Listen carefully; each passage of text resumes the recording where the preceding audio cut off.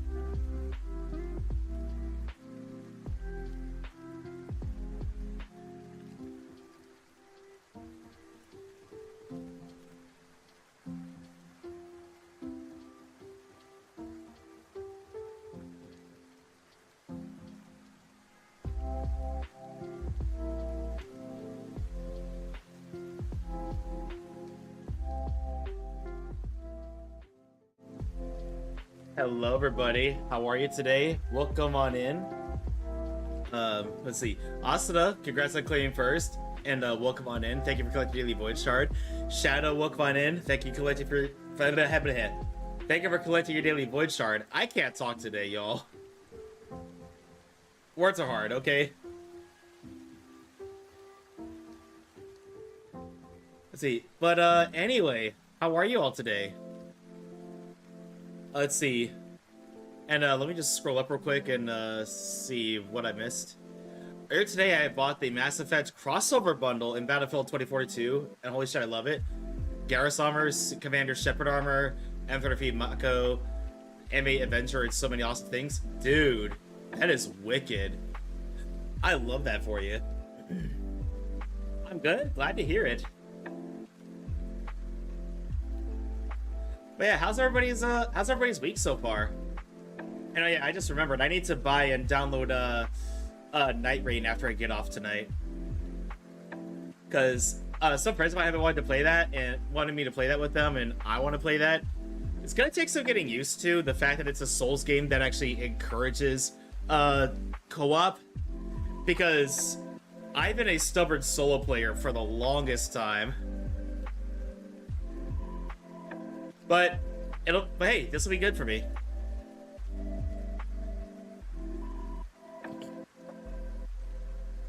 But everybody, I was debating on whether or not to do Skirk's quest or to do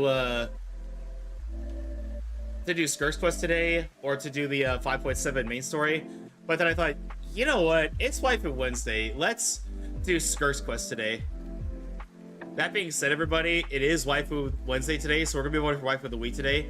The last Waifu of the Week for this week, I'd say the Waifu of the Week for last week is Katia Klein from Snowbreak Containment Zone. So feel free to feast your eyes on her until she's, well, no longer Waifu of the Week. Let's see. Fam, welcome on in. Thank you for collecting Daily Void Shard. But yeah, just out of curiosity, everybody, are there any other games coming out that you are immensely looking forward to? Like, the only one I could think of right now is,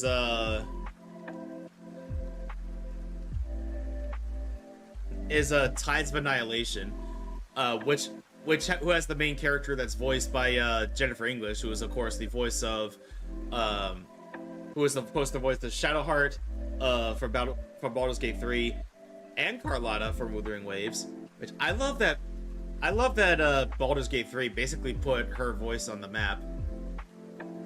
Oh yeah, speaking of voice acting, I heard that I heard and actually witnessed a little bit that Paimon and Kuching's voice actors got replaced recently.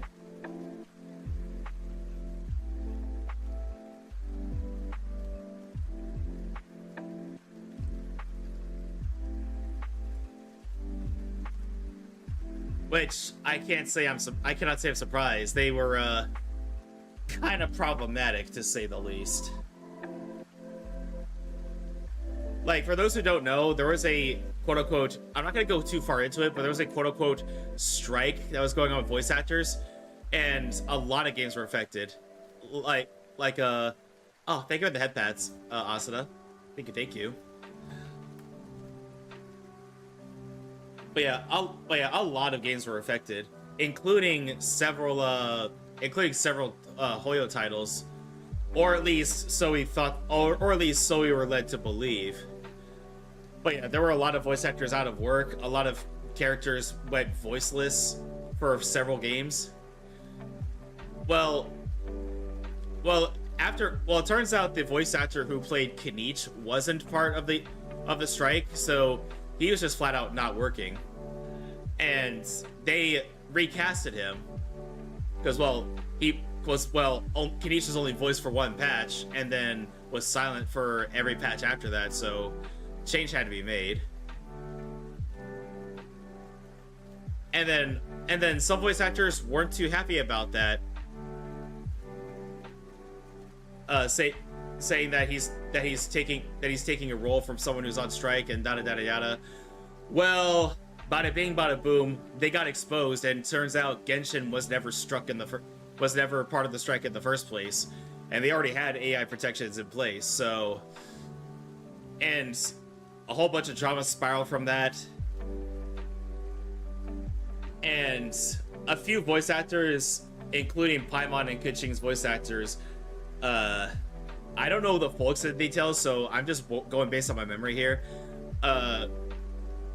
Well, they were the main ones who led the bullying of the new voice actor Kenichi, which obviously a lot of people were not too fond of that.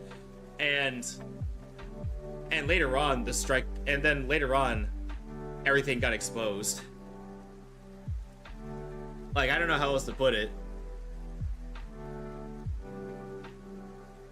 I do gotta say though, I love the new voice of Paimon, and let's see, how are you, Kurai? I'm doing pretty good. How about you?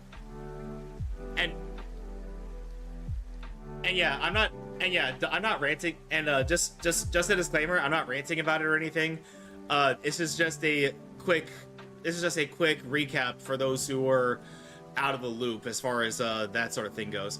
And I know there's gonna be some people who are like, well, it doesn't really affect me because I play the game on Chinese, Korean, or Japanese. Well, and you know, it's great that you prefer that language, but for those who prefer it in English, it really sucked that a lot of our favorite characters are missing voices. Like the Lantern Rite for a lot of EN players was ruined because of the lack of voices. But that's behind us now, and slowly but surely they're gonna be adding they're gonna be adding the voices back into story up to this point. Yeah, because I know Venti's voice actor. She vented her frustration. She vented her frustration about, you know, wanting to do voice work for her character, but not being able to / allowed to.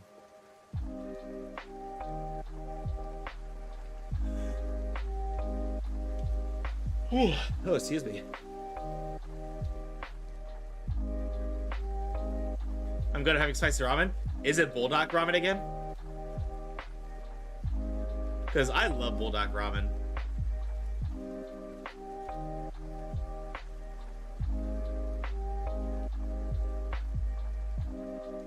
Let's see, the black one? As in Shin Black? Or is it a...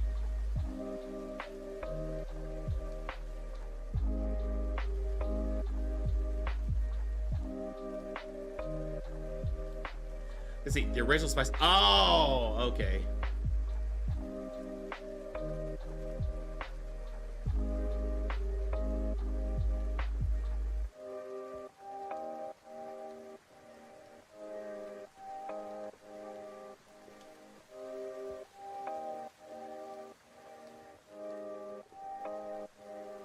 But yeah, I honestly have not tried the original spicy one yet, and I would like to.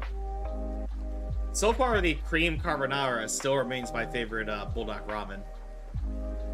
And I know the 2-time spicy and several other flavors from Bulldog were pulled off the shelves because it was just too spicy. In Denmark, that is. I have to clarify that. It's kind of funny. I mentioned that they were pulled off the shelves in Denmark to a friend of mine, and he said, "No!" I said, "Dude, what are you? I said, "Dude, what are you freaking out about?" I said Denmark. We do not live in Denmark.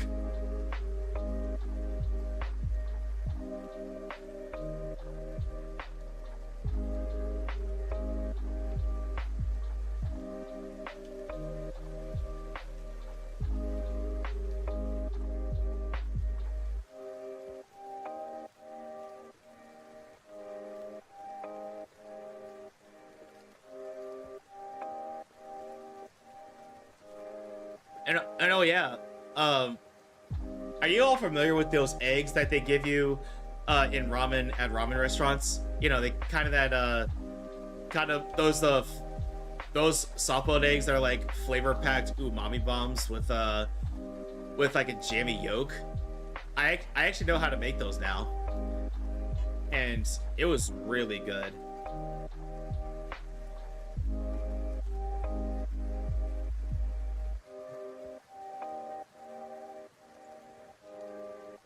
Also, I haven't checked my levels yet today. Hang on.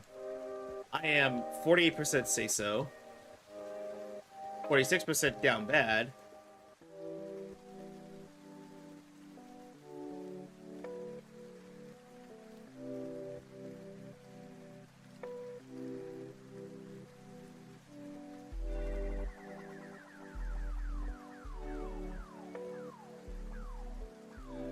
Anyway, also everybody, it is Waifu of the Week today, so we will be voting for Waifu of the Week at around the hour-and-a-half mark. And as always, everybody, we are always looking to add more waifu nominees to Waifu of the Week. So if you want to see a favorite video game or anime waifu win, all you need to do is nominate them in the Discord. And you know, obviously, no lollies, please. I don't care if they're 500 years old. If they look like a kid, don't nominate them, please.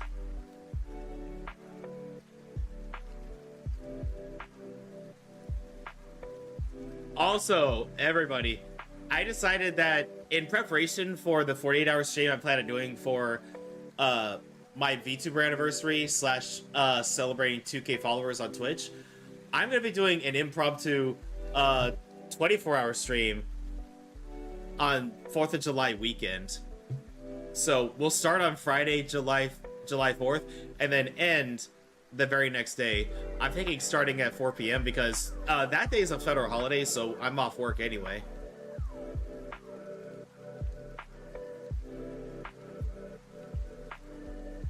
Let's see. Also, we are planning to do the 5.7 story tomorrow, and the plan is to finish it in one sitting. But if we don't, I will just log on to stream early on Saturday, because the plan is to do VR chat on Saturday, but that's not till 4 p.m. So.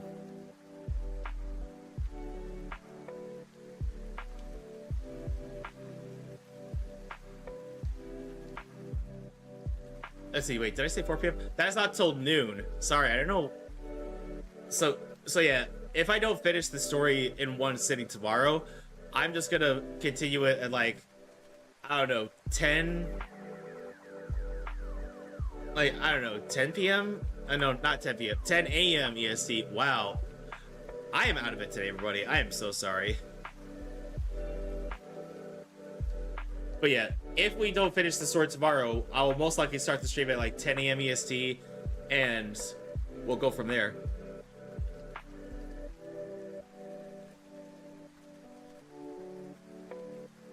Let's see, all my dragons. Hey, Bean, welcome on in, buddy. How are you?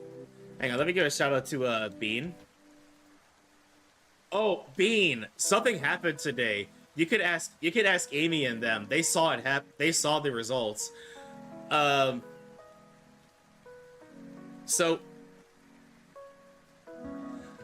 I decided to do a couple more 10 polls because while I did get Skirk, I did not have Dahlia yet, and well, I wanted to collect all the 4 stars. Tired, slept past every alarm before stream, so stream did not happen. Oh no. You're okay though, right? But anyway, so I decided to do a couple 10 polls. You know, this was after I got Skirk, because I had not gotten a single Dahlia yet. I got Skirk and lost the 50-50, but still no Dahlia. Well, while I was in a voice call with Amy and Alex and them, not only did I get another Skirk, I got double Skirk. So my Skirk is C2 now.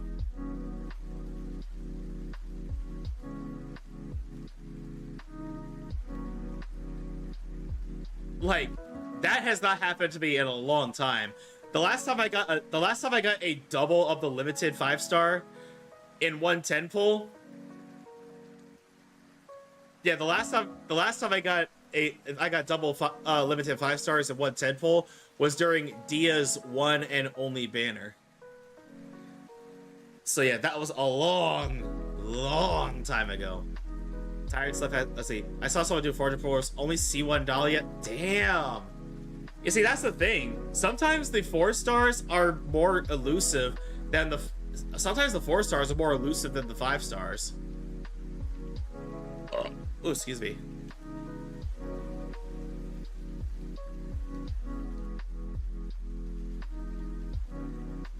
Like, unfortunately, that happened to me when I think it was 3.3 during Scaradouche's banner. I know he's called Wanderer, but I'm still calling him Scaradouche because I still don't like him. And I was pulling for Farazan. I did not get Farazan for several pulls. And unfortunately, I didn't realize I was pulling on the wrong banner, and I won Scaradouche by accident.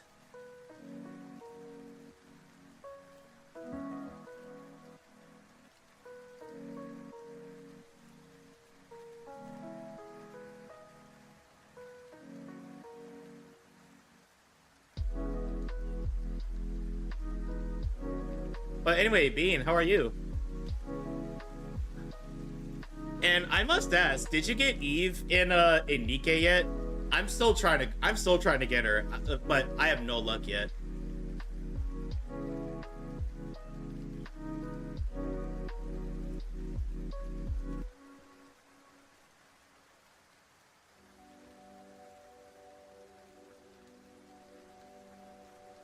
Let's see, I am alright. I did get Eve off a single pull. I'm trying to get Raven now. Well, wishing you all the best then, Bean.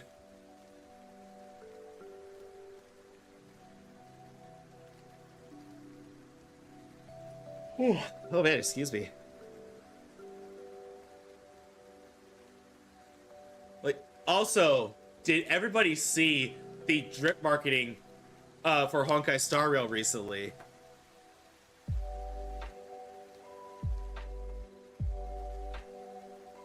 Which, in case anybody hasn't seen it, I'll go ahead and pull it up on the stream right now.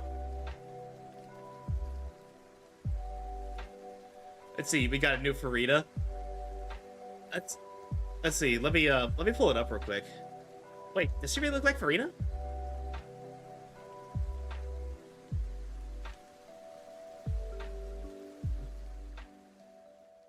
Aw, head pats. Wait, Saridra? Saridra? Is that who you're referring to? Wait, you know what? She does kind of look like Farina. Huh.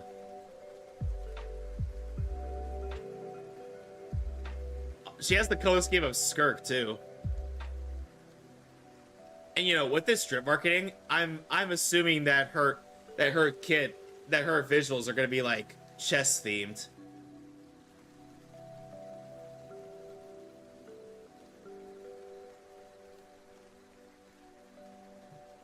Let's see. Also, we got Hycilians, which she kind of looks like her hairstyle reminds me of Lee Sushang in a way. But I'm definitely gonna go for Hycilians and probably Saridra as well. So, as much as it pays me to say it, well, it doesn't really pay me to say it, but I am gonna be skipping the fake collab. Shards of Alpha right of it. Yeah, you know what? You're absolutely right. You are absolutely right.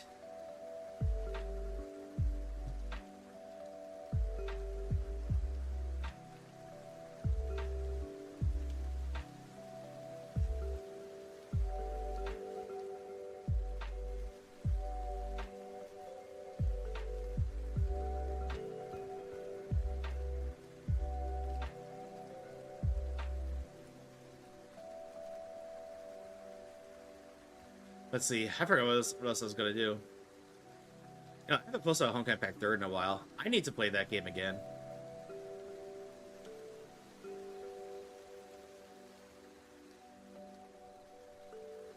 Oh. Oh, by the way, Bean, I absolutely love the new Paimon voice.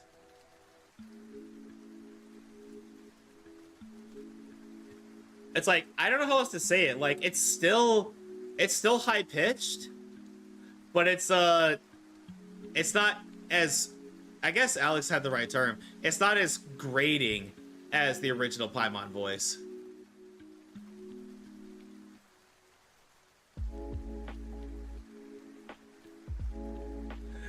I remember there was somebody on There was somebody on, I think it was either Instagram or Blue Sky, I forget which one. But they posted a picture of a signed Paimon print that they had, and the caption was, "Well, this is awkward." It's between 1.0 Paimon and old Paimon. Yeah, it sounds a lot better.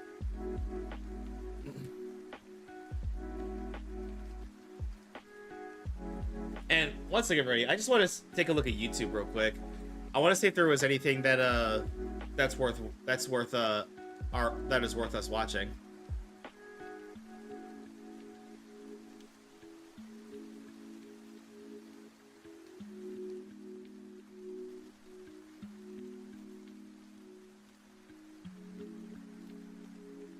Let's see. Thank you for the lurk, Asuna.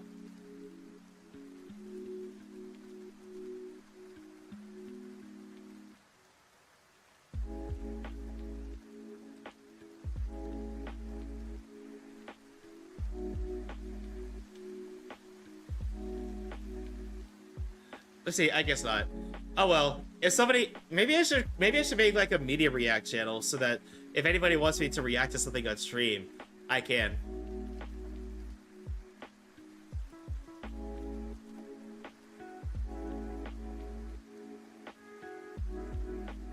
But anyway, I think I am ready to get into some Genshin.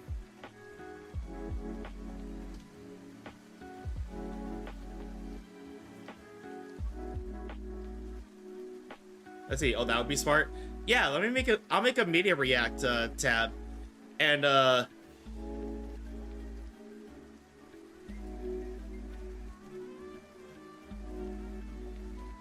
I'll make a media react tab.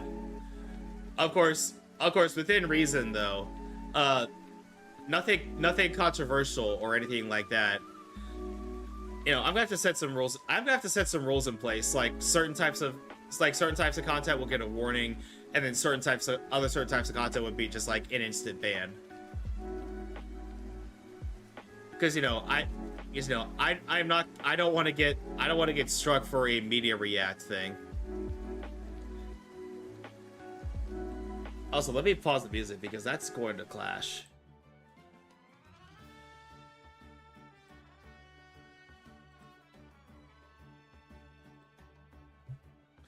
So, like I said, everybody, we're gonna do Skirk's quest today. Again, I was debating on doing Skirk's quest versus doing the 5.7 main quest, but then somebody pointed out, "Hey, isn't it Waifu Wednesday? Yeah, let's do Skirk's quest then." Anyway, we're gonna go see Dr. Baiju, who I'm assuming is still muted. Unable to initiate. Oh, I forgot to take it off of co-op mode because I was letting Alex get some flowers for Aoife. Okay, let's try that again. It's like even if Baiju's still muted, it's still like early. It's like early in the quest, so I'll be fine. Plus, Skirk is the main focus, so even if there's a few muted characters, oh well. Now, the question is, should I switch the dubs for when I do the main quest of 5.7, though?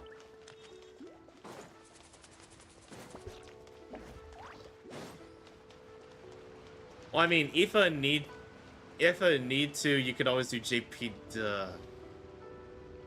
Bean! That pun! Oh. Baiju wasn't in his shop. Oh, you're looking for Dr. Baiju. He's resting today, but he said to send any patients to the back room. Ah, okay. Thanks. We'll head on through. Yeah, I like Paimon's new voice.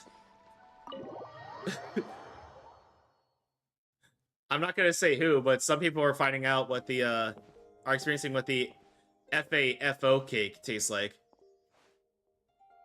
Traveler, Paimon, welcome. Oh, Baiju's voice. What can I do for you? Like, the snake isn't voiced, but Baiju is. It's the Traveler. She looks absolutely beat these days. She has these huge dark circles around her eyes, like she hasn't slept a wink. And she keeps spacing out. You have to call her name several times before she snaps out of it. What do you think it is? Is she sick? So she is B? Wait, well, what do you mean, B? Oh? Is Kurai prone to sickness? I find this surprising. I guess I could be. Very peculiar. In all the time we've been acquainted, this is the first time you've come to me with a health complaint. Come, let me take a look at you. Also, maybe this is just my first time noticing, but doesn't Baiju sound similar to Hugo from ZZZ?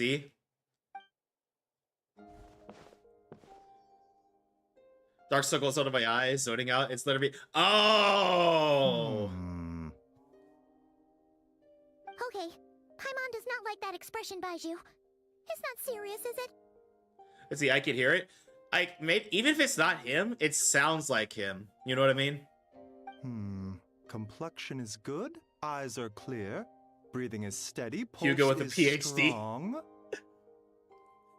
Let's see, Hugo, get your medical license. Physically, you appear to be in good condition, traveler. In theory, your energy level should reflect that. You should be feeling right as rain. And yet, I do feel like something is off. Hence my concern. A clean bill of health is usually a good thing, but in this case, it likely means your situation is more complicated.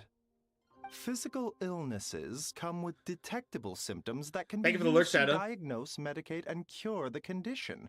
But afflictions of a non-physical nature, they fall outside a doctor's realm of expertise. Who should we go see then? What do you mean, non-physical nature? Curses, dark magic, it's hard to say. It could just as easily be a simple case of mental fatigue. By the way, did they reveal who the noble voice of Paimon is? Because I haven't seen anything yet. Why don't you rest here for a bit? Whatever it is we're dealing with, clues to your condition are sure to reveal themselves in time. Once we know the root cause, we can administer the right treatment. I've seen my fair share of mental afflictions. To start with, some calming incense, a good night's sleep, and a good meal will do you a world of good. No, probably for the better. Don't need another voice actor getting bullied. Yeah, no shit. Especially since, not gonna name names, a few of the problem voice actors are still in the roster, or at least there's no confirmation of them getting replaced.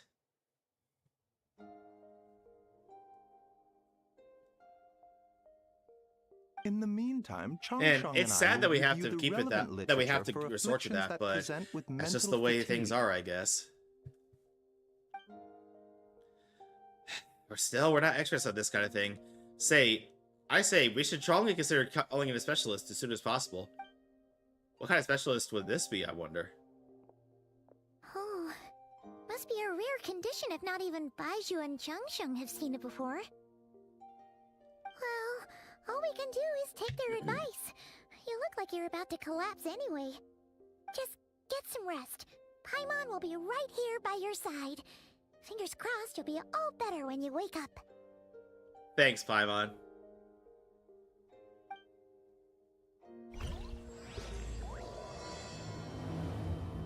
Whispers betwixt stars at nights.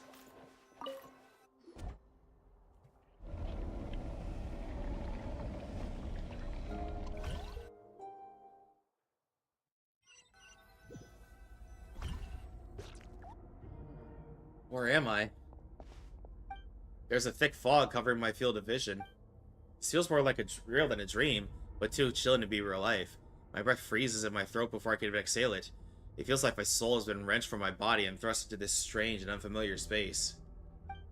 Whichever direction I look in, there's no end in sight. And worse than that, I think there's something in the fog, following me like a shadow. If this is a dream, how long till I wake up? And if it's not, then where on the world am I?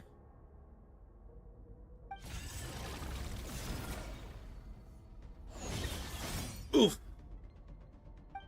What in the... Something just pierced through the fog and stabbed me in the back. But there's no blood? There's a strange light coming from the wound. I see this strange-looking spike retreating back into the darkness. Deep inside, it feels like a part of me is missing. And now a wave of fatigue is washing over me.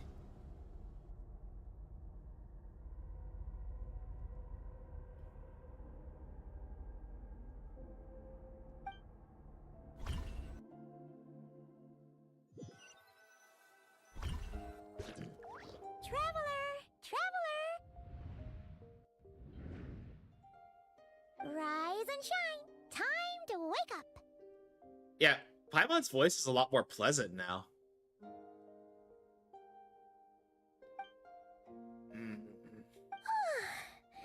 For once, you're making Paimon look like an early riser. It's already afternoon. Hopefully all that sleep did you some good. Feeling any better? Paimon, I need you to check if there's a cut on my back. A cut? What?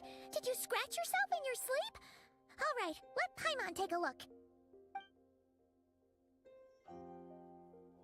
Nope, nothing there. Wait, did you have a nightmare? Okay, don't panic. Paimon heard that dreams tell us what we need by showing us the opposite. So, if you had a nightmare, maybe all you need is something to cheer you up.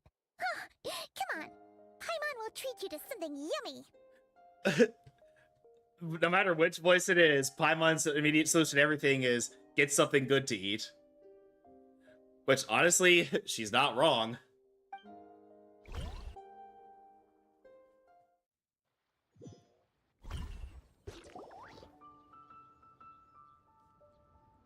You and Paimon head to Wanman restaurant. So if there's something isn't right, Paimon orders a bunch of dishes to cheer you up.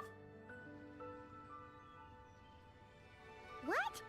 So, in this dream, you were trapped in a weird place with thick fog everywhere, and then a spike came out of nowhere and stabbed you in the back? Oh. Okay, well, that's a new one. Are you sure it was a dream? 'Cause from the way you describe it, it sounds like you were really there. But then again, you woke up right where you went to bed. And you were definitely in a deep sleep this morning. I don't know what to make of it either. Then, it's decided. Paimon will stay up and watch over you tonight. If anyone tries to mess with you, Paimon will beat him up. Or, wake you up first and then we can beat him up together. I admire the enthusiasm, Paimon.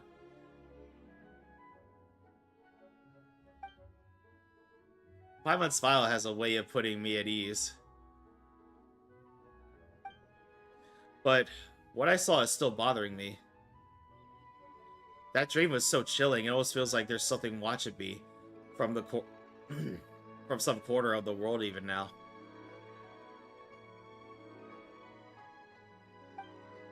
Something stabbed me in my dream, but when I woke up, there was no wound. Still, if I focus on the area, I feel a vague aching. Almost as if deep underneath the flesh, something is missing? Did you just say something? You heard that too? The flesh remains whole, but the soul There she is is. incomplete. Left unresolved, the mind will wither away along with it. Ah! What the? Wait! Paimon remembers you! Your child's master! Skork?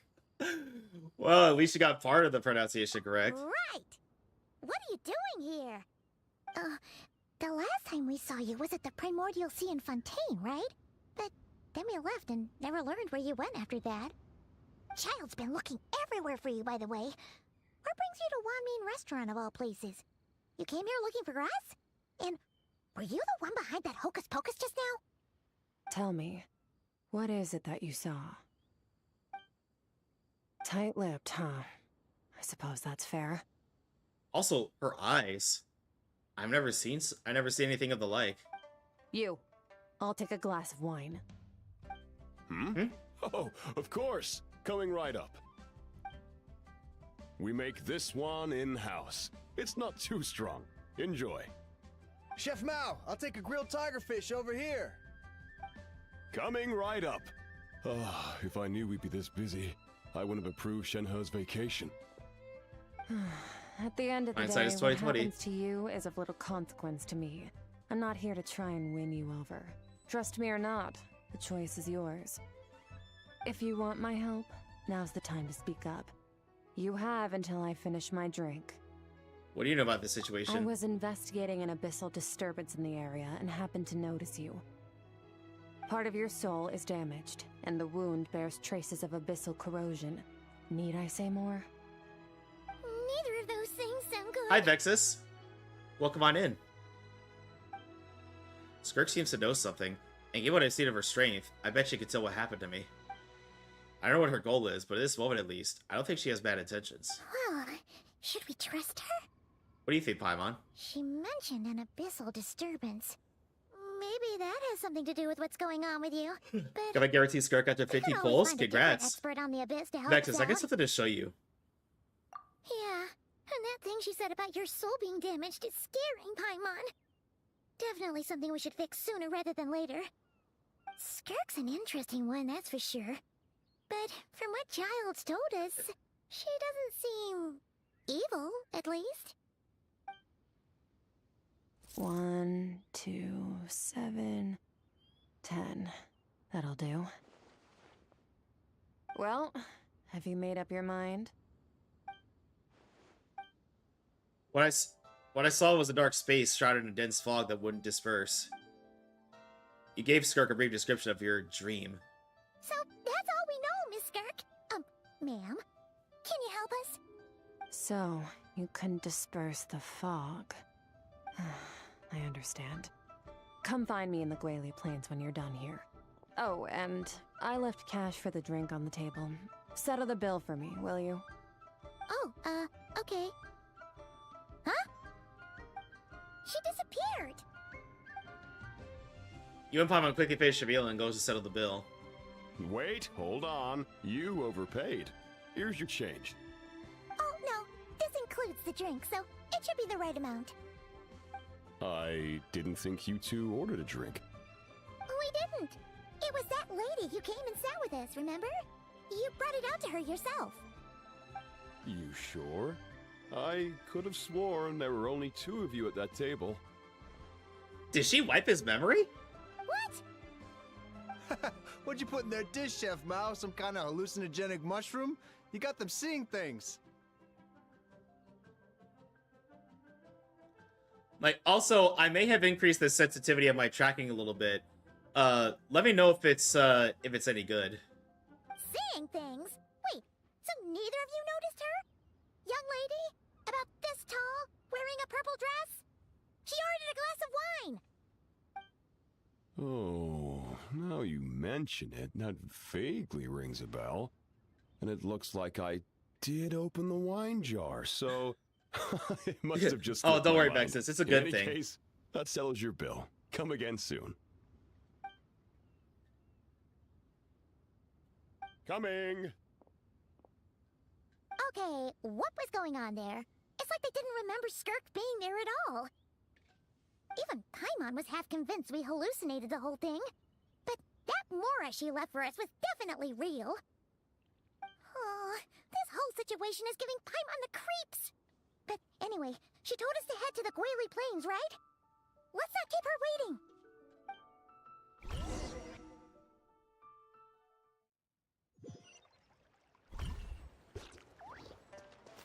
Okay, now I remember what I was going to show you. Oh, wait, nope. So, Vexus, here's what I need to show you.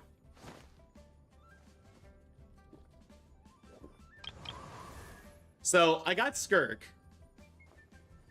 And, like a couple temples after, I lost my 50-50 to Jean. So I'm like, okay, cool. But I didn't get a Dahlia yet. So, later on, I decided to do a couple more temples. And not only did I get her again, I got her twice in one temple. So yeah, my Skirk is C2.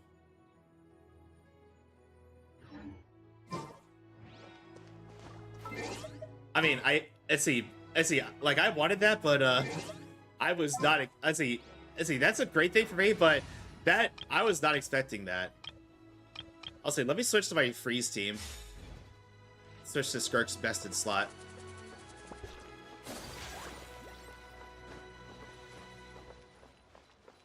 Oh yeah, Gwali Plains. That's a long way to walk. Also, let me check the Oh, okay. We still got time left before I gotta run an ad break. Or maybe Chef Val was too down bad to charge her. I mean, what? I mean, same. I mean, what? I didn't say anything.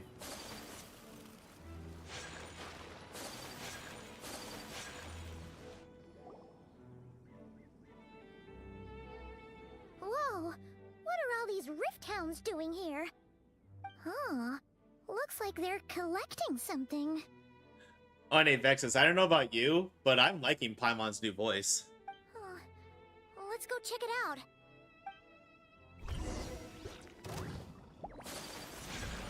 Off to the freezer! Yoo-hoo! My apologies! Coming subtle art! Sometsu!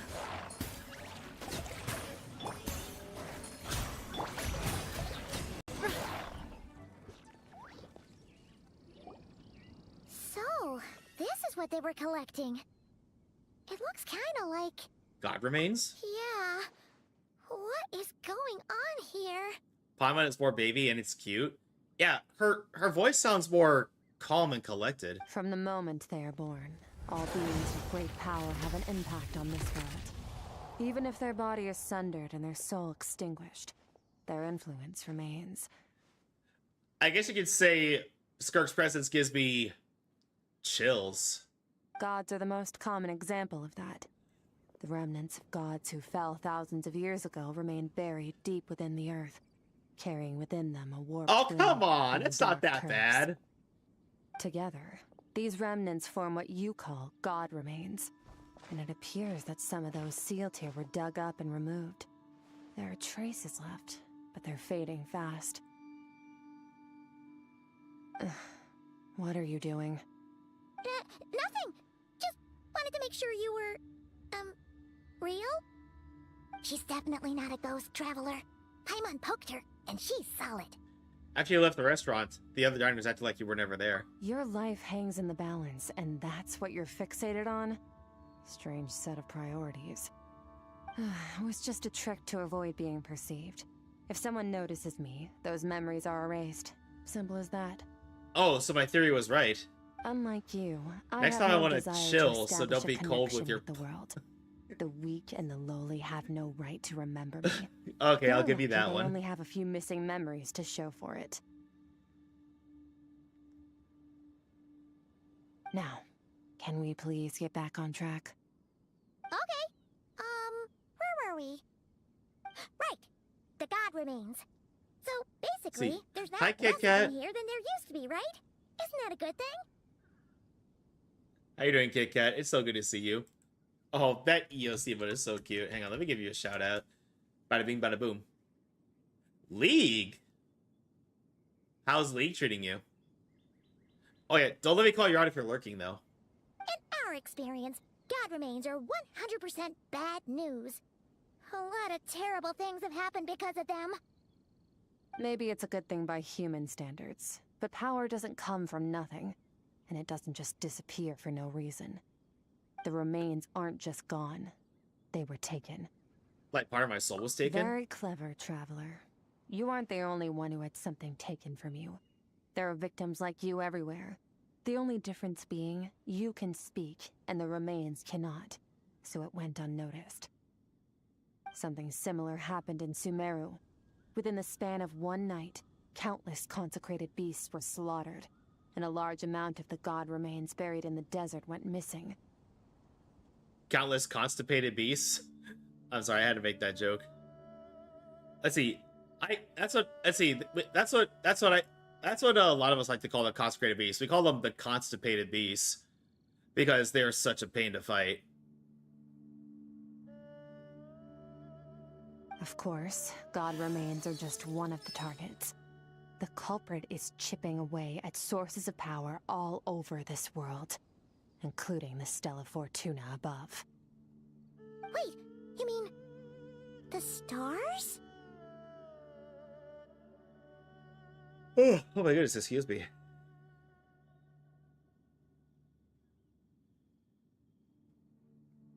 Mm-hmm. 42 of them have died out in the past few months alone. In Conria, people believed that powerful individuals have corresponding Stella Fortuna. Even should that individual fall, their Stella Fortuna would not disappear, but gradually evolve into a new constellation. Yet now, stars are disappearing from the skies entirely, and it's not hard to deduce what's happening to the power they contain. Something has been leeching power from this world like a parasite steals nutrients from a host. And now, it's no longer satisfied with the remains of the dead. It wants you. This time, it only took a fragment of your soul. But next time, there's no telling how far it could go. No one knows. All I know for certain is this. Getting back what you lost will not be easy.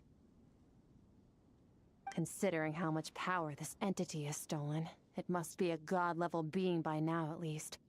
But that's not the real concern. Souls are fragile things, and yours could easily be crushed if you go up against it. So you're gonna help us, right? We're going to help each other. You are my ticket to uncovering this thing's true identity. Well, great! You seem super strong, and you know a lot about the Abyss, so Paimon will take it. Thank you. Don't get all mushy on me. All I'm doing is helping you get back to normal after a sudden crisis. And I should warn you, getting mixed up with me can have unforeseen consequences. We're on very different journeys. You don't want to be in my debt, trust me. You help me uncover the truth behind this entity, and I'll help you recover what you lost. This is a transaction, that's all. You would do well to remember that. Now, come along. Well, she's straight to the point. I like that.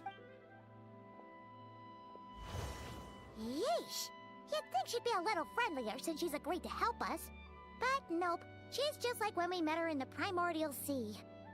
So cold. Well, whatever. If that's how it's gonna be, then she doesn't deserve our friendship. What she does deserve is a super embarrassing nickname. I don't think that's gonna phase her one bit, Paimon. Just saying.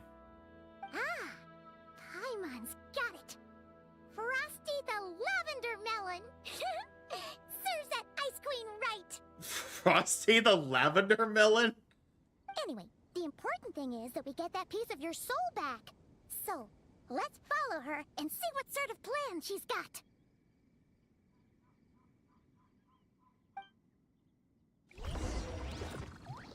Okay, in we go.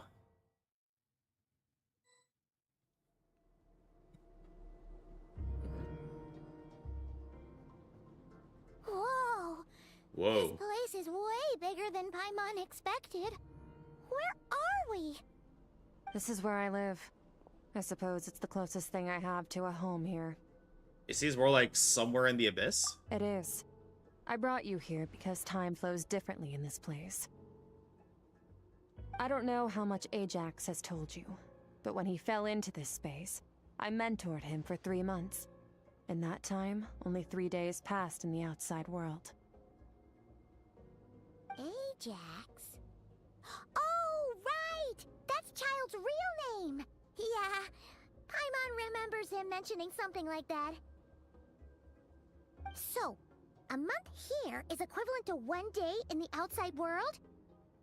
That should mean we're safe from that power-hungry soul snatcher for now, right? Yes, well, I didn't bring you here just to show you around. In the outside world, the Traveler could be attacked at any moment. But coming here has bought us quite a bit of time. You know, this visually reminds me of what I envisioned the Void, my domain, to look like. So that's pretty cool. Now, we just need to figure out how to investigate that place you saw. The one full of fog.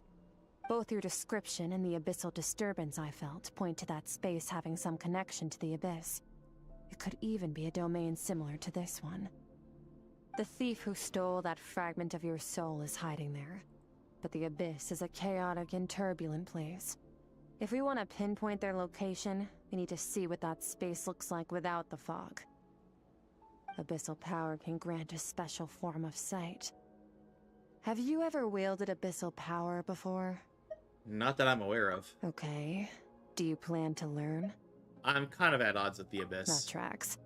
All the information you have suggests the Abyss is something sinister, and that abyssal power is a wild and dangerous force that always spells disaster. And you're saying that's not true? Depends on your perspective. Floods and hurricanes take countless lives too. But if one day you gain the power to control them, what was once a calamity is now just another tool in your arsenal. I'll respect your opinion, though. Just means we have to turn to the second best option. What's this? A little abyss crystal that contains my power. Wear it on your head, and we'll be able to perform dream mirroring when we fall asleep. Dream mirroring? It means experiencing whatever the other person is dreaming. Everything they see, think, and feel. Since you haven't studied the art of using abyssal power, and have no plans to jump in the deep end right now, I'll have to do the investigating for you. With dream mirroring, every time you slip into a deep sleep, I'll see with my own eyes whatever scene plays out in your mind. Then, I can guide you through the dream environment, and we'll take back what was stolen from you. Huh. You make it sound so simple. Is there anything you need me to do? Tough to say. This is an unprecedented situation for both of us. Even assuming we do manage to find where this entity is hiding. Like I said, getting your soul fragment back won't be easy. Hang on, let me snooze that ad. We'll play the ads after this dialogue. To play it safe, I need to give you some special training first. Wait, you're gonna teach her some of your martial arts? Does that mean the next time we see Child, we have to treat him like our senior? Do as you want. For my part, I don't see you as my disciples. You're already a pretty good fighter. All I'm planning to do is build on your current skills, and train you for the specific scenarios that I think we might face. But that's enough talk. If you're ready to do this, then come with me. Time might be more lenient here, but that's no excuse to waste it. Oh, she moves fast. Paimon can hardly keep up with her. So, special training, huh? Kind of a rare opportunity. With your skills, there's not a lot of people qualified to train you. The last time something like this happened was probably anti-Raiden Shogun training, right? Oh, feels like a lifetime ago. Yeah, that was like 2021, 2022 Genshin. Skirk seems pretty strong too, though. Remember how she said that the all-devouring narwhal was just her master's pet? Maybe we really will learn something here.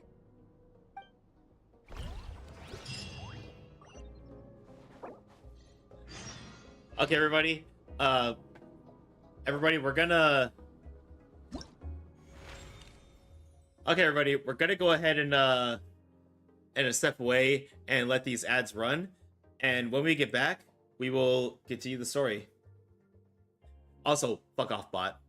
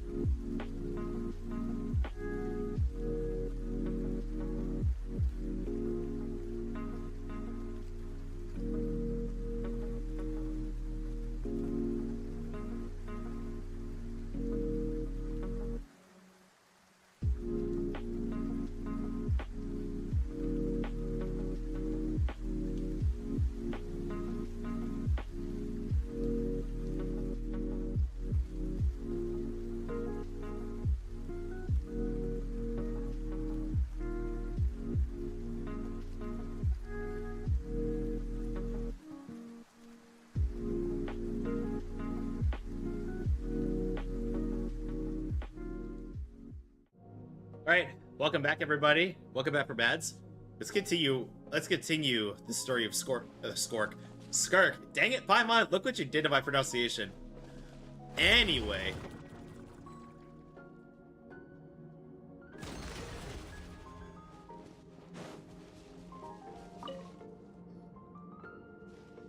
Mother.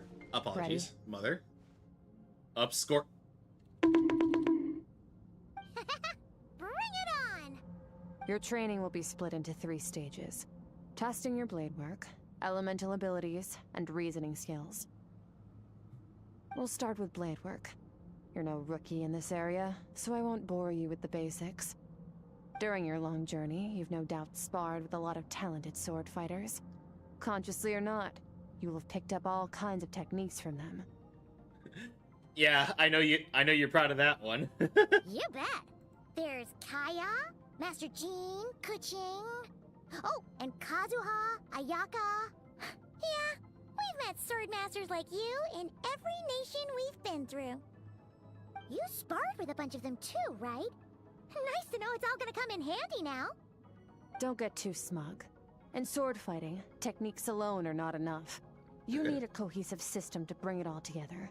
A style or school of fighting. To use the human body as an analogy, your style is your skeleton, the foundation, the framework. Techniques are the muscles and other flesh attached to the bones. This is where your strength comes from. Improving your sword fighting is like growing that body. If your frame got bigger and taller, but you didn't add any muscle mass, you'd be weak and flimsy. Then again, if you packed on pounds of flesh without a big enough frame to support it, you'd end up bloated and unwieldy. So what's the next step? You need to do some introspection. Take a good, hard look at your past experiences and figure out which parts of what you've learned are just techniques, and which parts can be used to form your own system of blade work. Only then will you get the full utility out of all your thoughts and observations along the way. Only then will every strike you deliver make perfect sense. Wait, is that it? Paimon thought you were gonna teach her some cool new moves. Like when you went swoosh and opened a tunnel to another place. One day, you'll reach a new level of power where you realize that even that's as basic a trick as any other. But right now, our sword styles are so wildly different that teaching you mere techniques is pointless. There are no shortcuts in the pursuit of power. Failure is your best teacher, and rigor is your coursework. That's all I have to say. Time to make a start. Train until you're satisfied with yourself. Now focus. Destroy the crystal columns as swiftly as you can.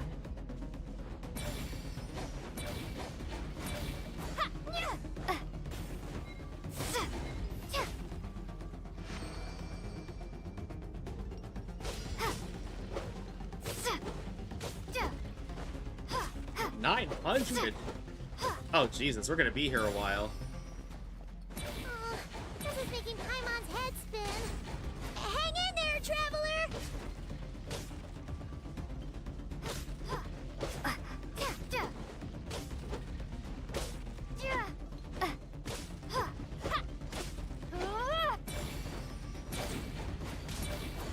As training progresses, your strength improves.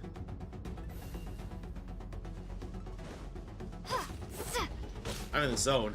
Limitless power is surging through me. Ah! Let me stop.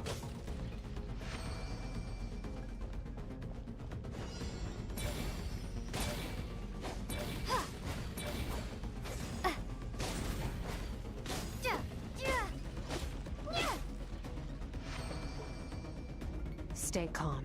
Use your head. You have to keep it together.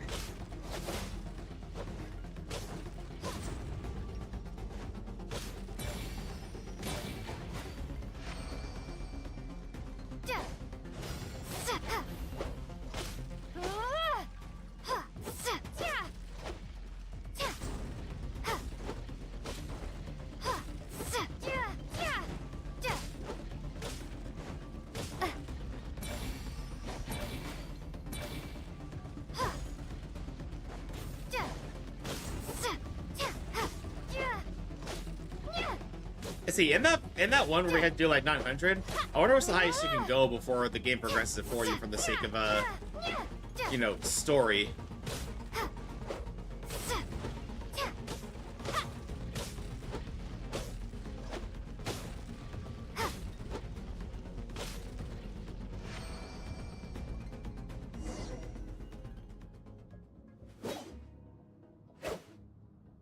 Amazing. This is transformed my whole view of sword work.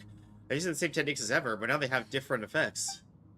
It's as if I locked a hidden door in my mind, and there's a wellspring of strength on the other side. In my mind's eye, I'm seeing the images of my friends I've aided to bat. Theirs are the sword styles and techniques I've come to know. This moment will be frozen in time. Cut to the chase. Consider a moment of true mastery that you've witnessed in another person, and ask yourself, what lies beneath the surface? What's their guiding philosophy? What's their state of mind as they maneuver their weapon?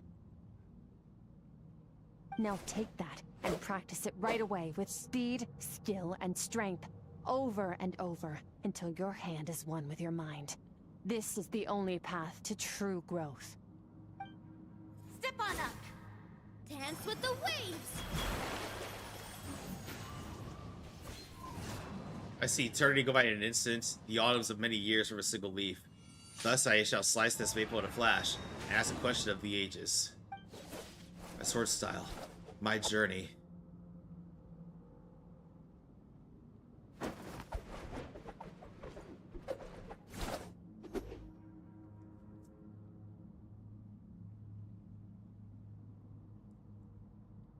Paimon fell asleep. If you start to tire, empty your mind, but do not stop. Stay in that frame of mind as you keep up the fight. Get rid of all redundant movements. Imagine your sword is an extension of your own body. Wield it just as you wield your arms, hands, and fingers. 'Twas on a deserted, moonlit night that the hero approached the vile dragon's limpid lair. Rain Cutter! Feathers fleeting wet, the white heron treads water, a sight without flaw. Master of Inazuma Kamisato art Tachijutsu. I see, are we just thinking of everybody we know that's a sword user now? With each slash of my blade, I feel my strength increasing. I know my weapon can contain all this power. I'm in the zone. Limitless power is surging through me.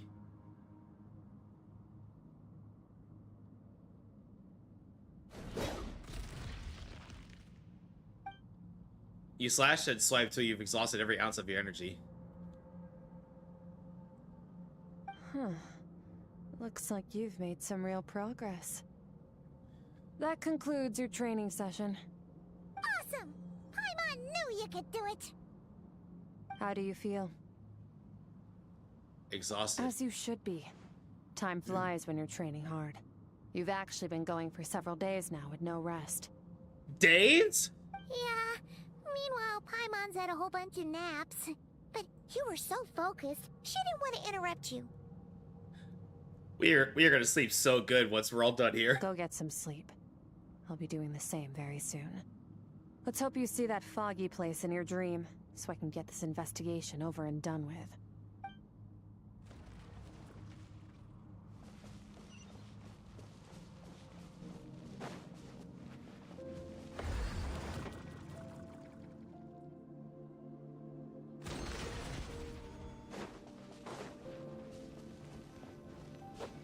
Okay, let's rest.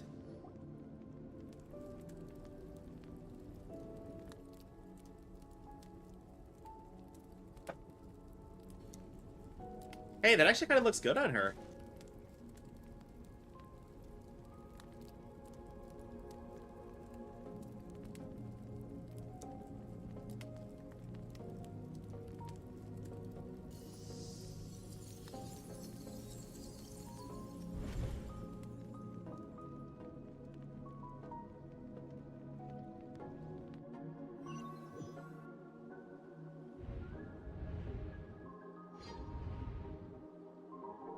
Hey, there's the fog again. Have I been pulled back into that place again? But Skirk said the dream mirroring would kick in when I fall asleep, so why am I back here? No. On closer inspection, this isn't the same dream as last time.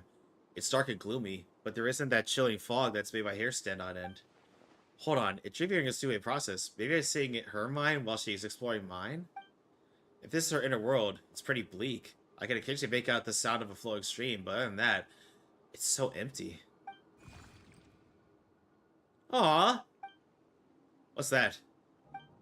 What a strange-looking creature. Where did it come from? I think it wants me to follow it. Might as well see where it leads.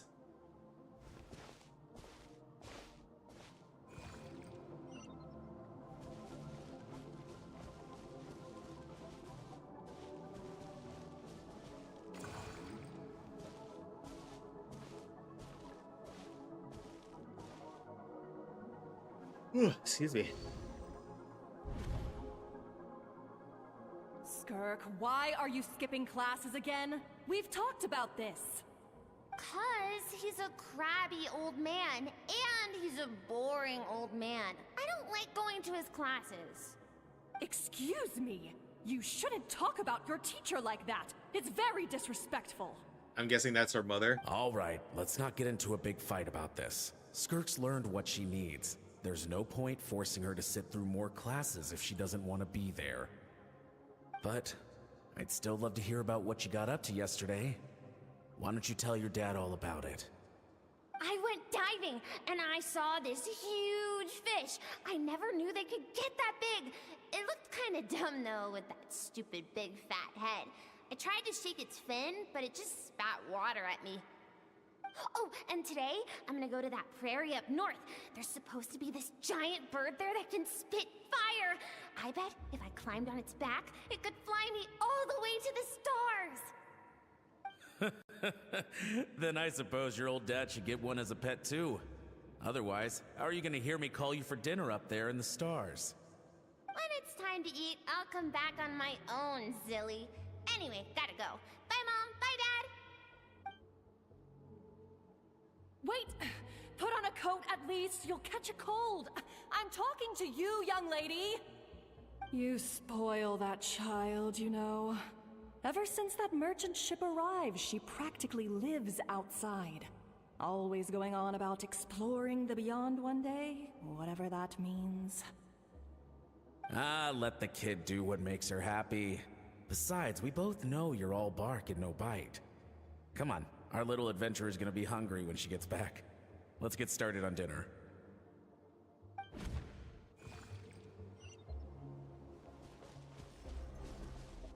I'm out. The weather's wonderful today.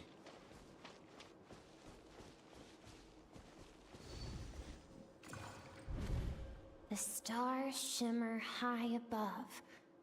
But what lies beyond the stars? Mountains as far as the eye can see?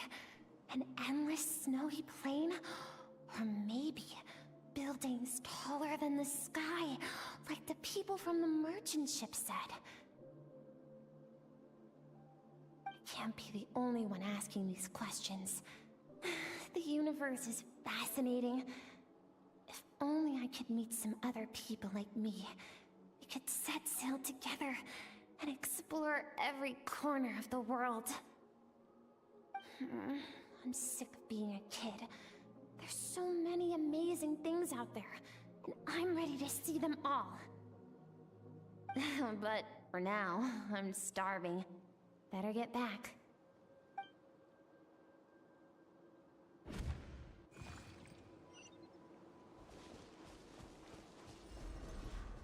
Huh? What's over there?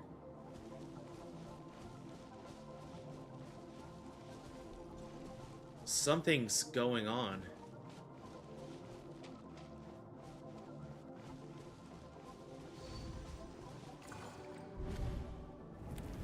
Don't let a single one of them get away! No, please, spare the children! Stay back! They're coming! Run! Help! Eliminate the threat. Take them down. Don't be scared. This way! We'll never make it! Fire. There's fire everywhere.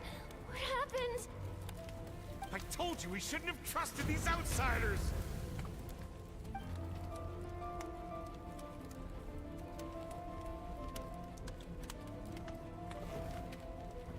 Why are you doing this? What did we do to deserve this? We welcomed you with our finest food and drink, showed you the best our home has to offer, gifted you cloth dyed by our own hands.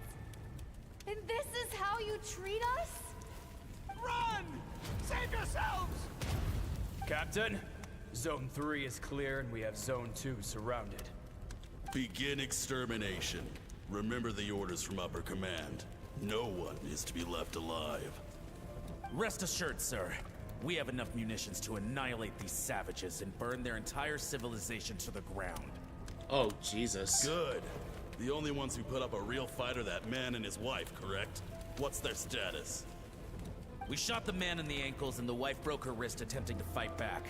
They won't be doing much more fighting. They're holed up in their home for now, but they won't last long. To prevent them from making some kind of last stand, we're planning to clear out the other zones first so we can send a bigger squadron to surround them. Well, well. Turns out some of these beasts do know how to use their claws. Now the threat these savages pose will be undeniable.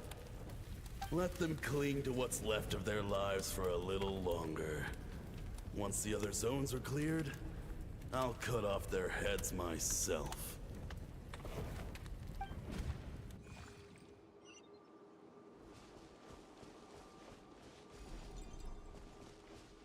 So Skirk's entire village was slaughtered? Or at least burned to the ground.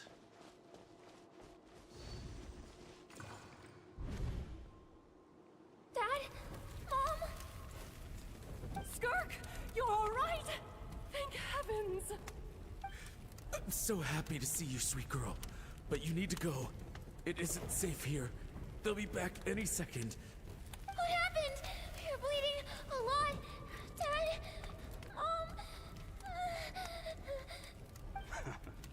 This is the place. Alert all units. Prepare to surround. Run, Skirk! Run as far away as you can! Don't trust anyone! Your dad and I, we're not afraid to stare death in the face, but we need you to survive. My clever girl, so curious. You're already so brave. I know you're going to grow up to be such a positive light in this world. Whenever you miss us, just play this song. Remember, life is a gift. Don't let darkness claim it. Break down the door! Look what we have here. A savage that can pluck a tune. Well, the show's over.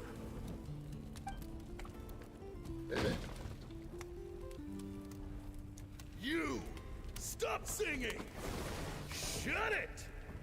I said shut it or I'll make you! Fine. Have it your way!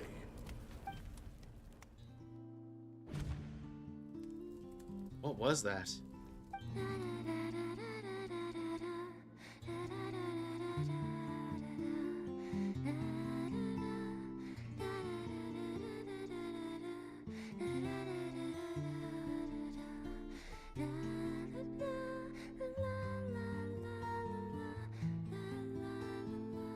Never thought we'd... Didn't think we'd be treated to Skirk singing.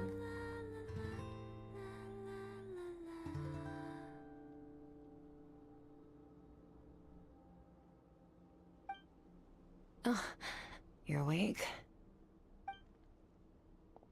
I found a few clues while you were asleep, but it's only a start. Now, time for the second stage of your training. This time, the focus is elemental energy.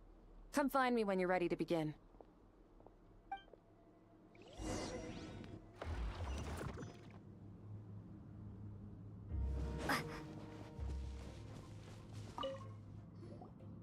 Man, staying in the abyss feels so surreal, don't you think?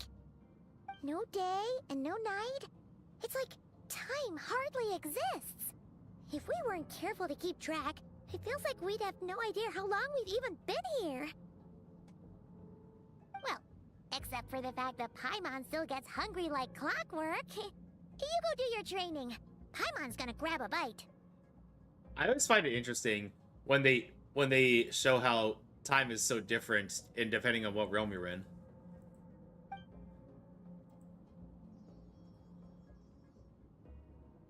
I'm ready to start. The way I see it, the pursuit of power is divided into 3 stages. The first is mastering the use of standard weapons. Next is learning how to harness natural energy. And after that, you're free to challenge even higher dimensions. The natural energy of Teyvat is, of course, elemental energy. But that's not my area of expertise. I draw from a different source of power. That must mean... Abyssal power, yes. Also known as the power of the Void Realm. My master, Sertologi, is a true expert in that area. After all, he was one of the group of 5 that infamously stole the all-encompassing power of the Abyss. An act for which the people of Conria gave them the epithet, the 5 Sinners. Like, not the Abyssy. The elemental energy of Teyvat, on the other hand, is derived from the power of the Light Realm. These 2 forms of energy exist in direct opposition to each other. Suffice to say, there's not much I can teach you this time. But there's something familiar about the power you use. A keen observation, traveler. Call it respecting local norms. The Abyss stands in direct conflict with the will of this world. So, to make my life easier, I disguise my power to make it appear cryo-like in nature. It's a technique I learned from some Conrian ruins, known as the 7 Shifting Serpent. If you ever change your mind about delving into abyssal power, I can teach it to you. I have the ability to purify abyssal power. So I've heard. You seem to have a knack for removing abyssal power. But is purification really what's going on there? Like I said, power does not simply disappear. Is there like some sort of law of conservation of power where, you know, like how like with energy, it's like energy cannot be created or destroyed, simply converted from one form to another? Just thinking out loud. Let's focus on your elemental training. That's what's gonna help us if the situation gets tricky. True growth comes from adversity, but only if you make the choice to pick yourself up again every time you fall. So, it's time to push yourself to the limit, and then keep pushing. This is the only way to advance at pace. Use the power of Animo to clear the field as fast as you can.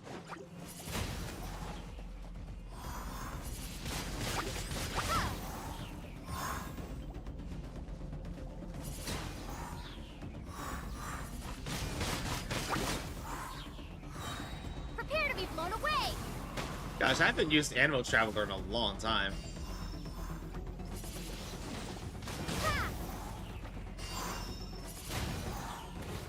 Windblade! Be gone!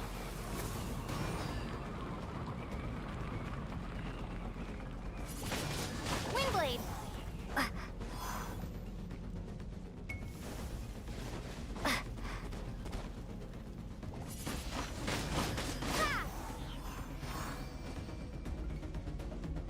Observe your surroundings. Look for things you can use to tilt the scales of success in your favor.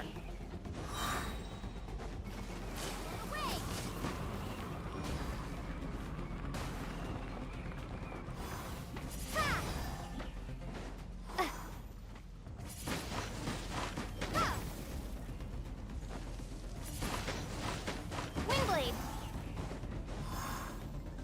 You know, I agree. You know what? I don't think I've used Animal Traveler that much other than when I first started the game. So I'm not familiar at all with her moveset.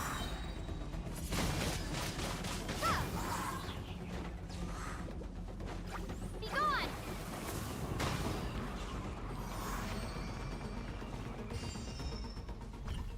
You train the elemental powers one by one, ending with Hydro. Use the power of Hydro to destroy the spikes.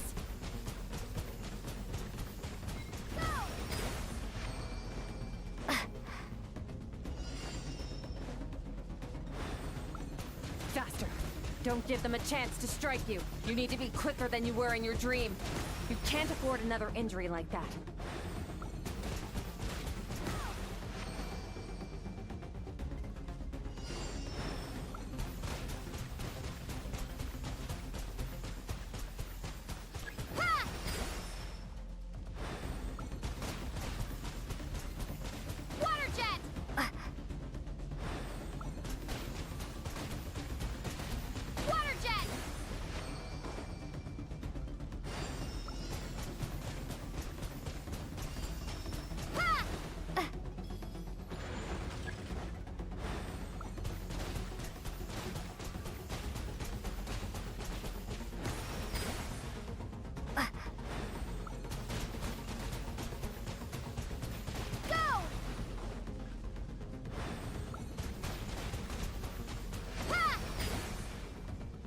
I don't think I've seen anyone play Traveler outside the story quest. There. Along my journey, I've gained several different elemental abilities, but I never chain them all at once like this. You need to understand what makes you special. I mean, to be fair, let's see. Honestly, though, Vexus, I've played Dendro Traveler a lot in my journey through Sumeru. The ability to wield elemental energy without a vision and switch between the elements at will. It means your aspirations need no approval from the gods. Your power is not bound by the rules of this world. So be bold. Do not be afraid to chart your own path. Graceful as the wind, tough as stone, nimble as lightning, flourishing like foliage. I can feel the power of the elements flowing through me, sometimes as peaceful as a flowing stream, other times surging like a raging river. If I close my eyes, I can almost hear the voices. But it's not like some wild beast battling for dominion. It's more like saying hello to an old friend.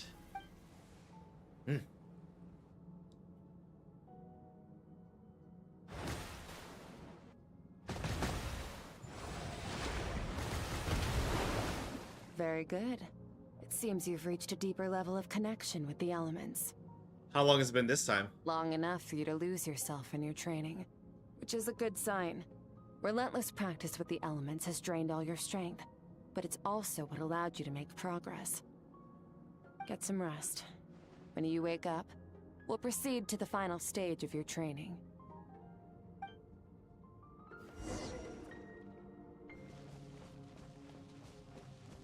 Alright, back to the makeshift camp we go.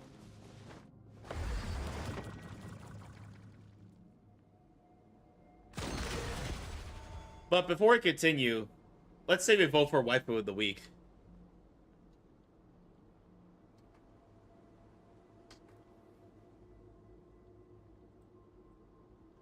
So everybody, again, we vote for Waifu of the Week every Wednesday. So if you want to see a favorite video game or anime waifu win, all you need to do is nominate them in the Discord. And it should go without saying, everybody, but no lollies, please. I don't care if they're 500 years old. If they look like a kid, don't nominate them, please. So first up, a highly underrated anime. We have Saki Sato with Interviews with Monster Girls. Being a succubus, Saki's body produces an aphrodisiac pheromone. Much to her dismay, the effect, if inadvertently, makes any male in her vicinity lust over her. Unlike traditional depictions of succubi as highly confident and driven, Saki is a bit timid and shy, taking precautions to minimize her contact with and appeal to men around her. Saki comes off as socially awkward, as she avoids being within 4 feet of males if she can help it. She highly admires Tetsuo Takahashi for his self-control despite the apparent effect of her aphrodisiac, to which most males, even her students, succumb. The only male she feels at ease around is Ugaki. Being a teacher, she constantly puts her students' well-being first and foremost.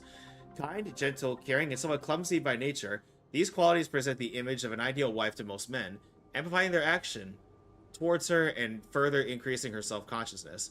As a result, Saki wondered if she would try dating, would the attraction be solely on her looks or who she was as a person, a conundrum that haunted her for thoughts for years.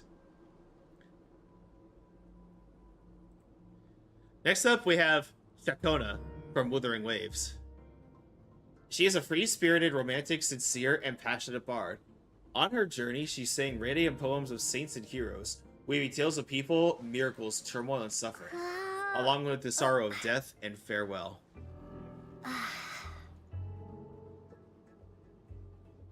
And last but not least, we have Yizhuan from Zenless Zone Zero. Yizhuan is the eccentric 13th generation master of Yunquei Summit. She is currently affiliated with the Hollow Investigative Association as a Void Hunter level investigator and is acquainted with the mayor, with Mayor Mayflower. She and her disciples practice a craft similar to the abilities Faithin gained after the mayor's update to the Hollow Deep Dive system. Like, also, she tends to be serious all the time, but she really cares for, you know, Faithin and all her disciples at Yunquei Summit, and she's selfless, like, wants the best for everybody. So, again, everybody, your nominees are Saki Sato from Interviews with Monster Girls, Chakona from Wuthering Waves, and Yizhuan from Zenless Zone Zero. Alright, let me get this poll started.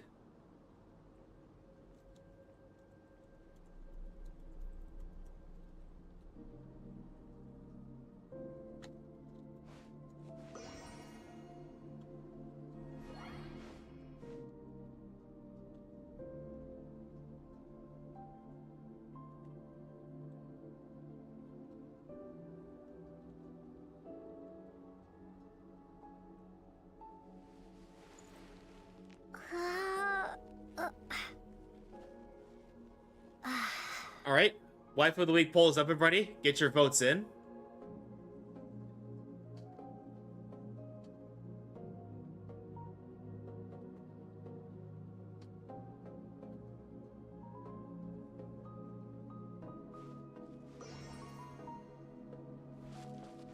And let's rest again.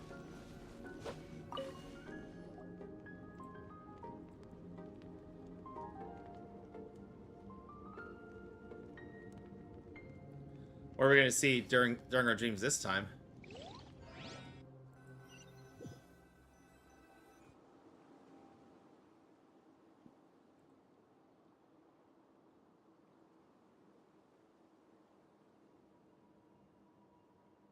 This place again. Did you bring me here?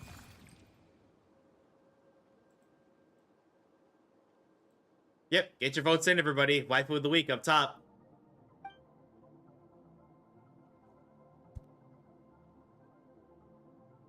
No response. The strange creature just floated away. What is that thing? What is it doing in Skirk's inner world? And where is it taking me this time?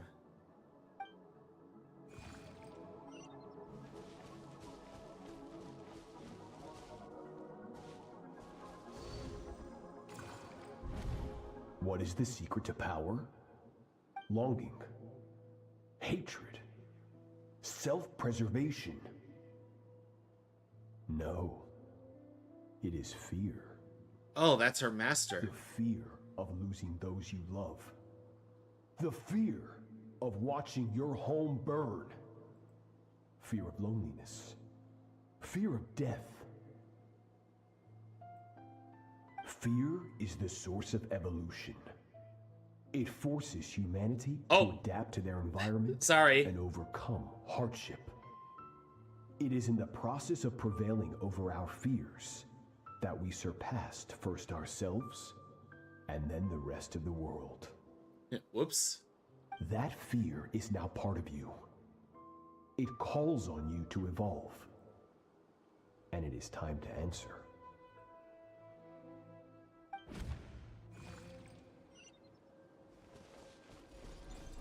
Ow. It hurts. Daddy. Mommy.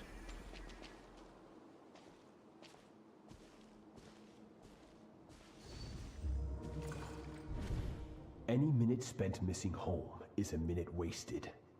Practice your sword work instead. Do not make me tell you twice. But, Master, I can barely lift the sword anymore. If I keep going, I feel like my wrist is going to break.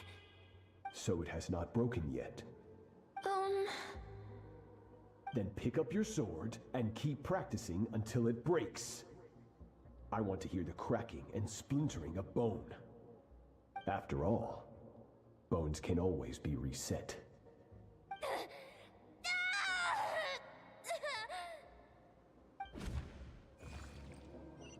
Jeez. I can't breathe. Everything's gone black. Oh, fuck off, car. Good, Skirk. Once again, you survived. How do you feel? Cold and pain. These are signs that you are adapting to the abyss.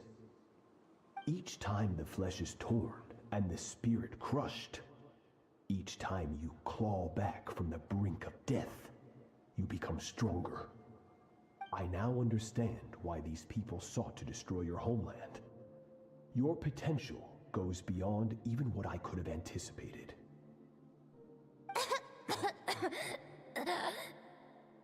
But you still have much to learn in your pursuit of strength.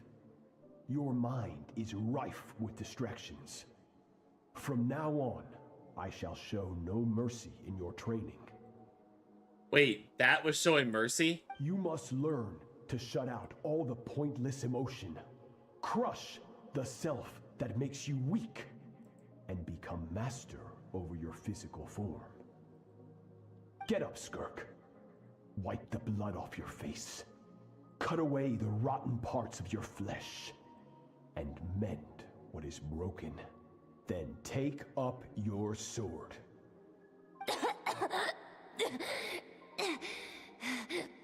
Yes, Master.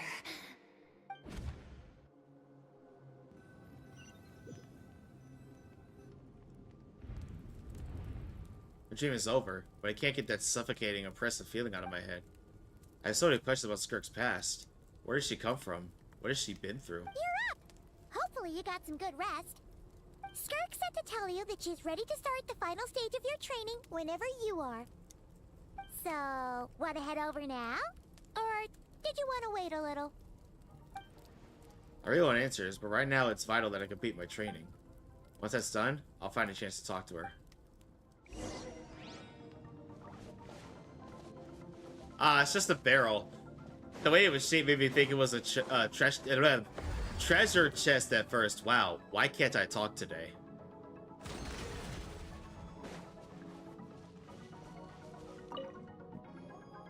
From your training so far, you have gained a better command of the sword, and more control over your elemental abilities. Thank you. That's only part of it. Experience is the real teacher. Your journey, the friends you have made, the dangers you have faced. These have taught you more than I ever could.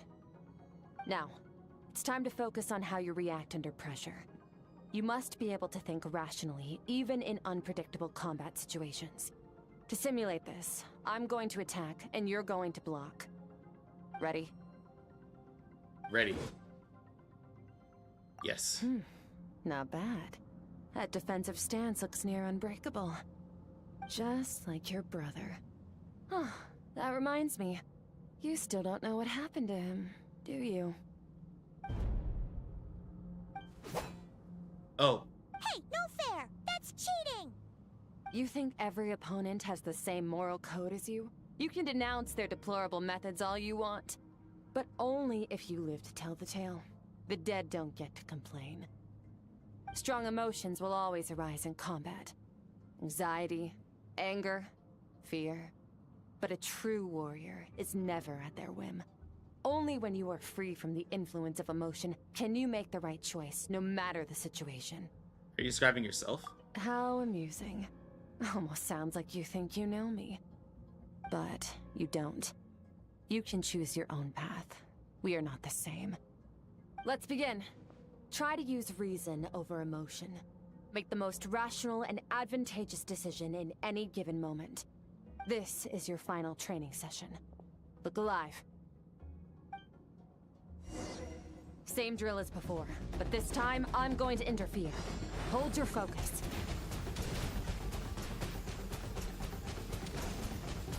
Go!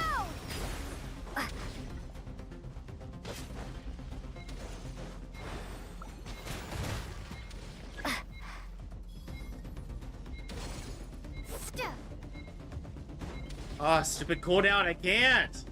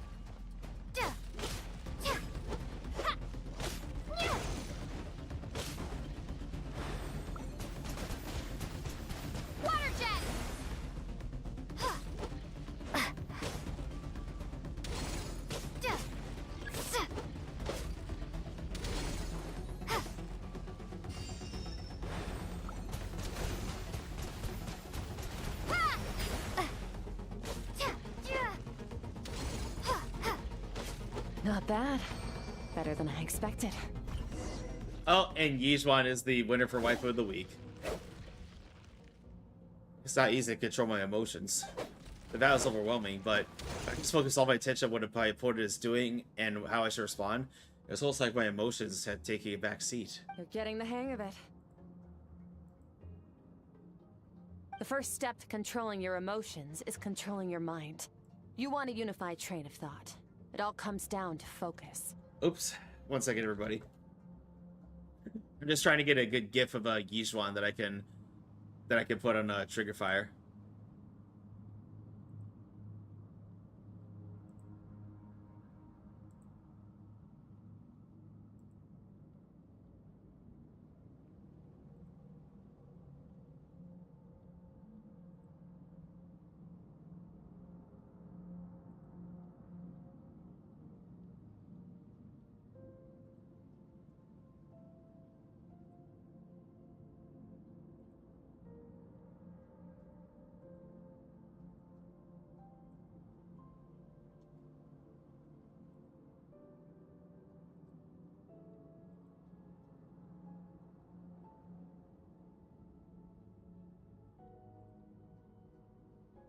And then let me refresh Trigger Fire a few times.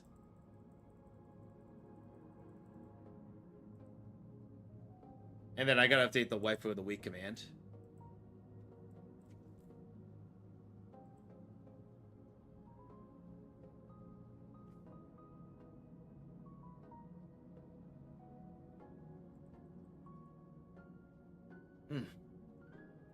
Sorry, I had to pop my neck. There we go.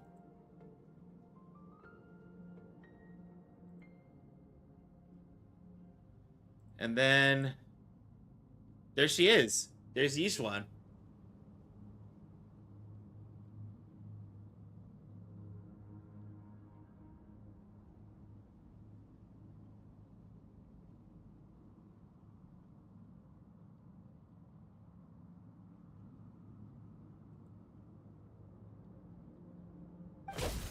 Focus. Focus on the battle.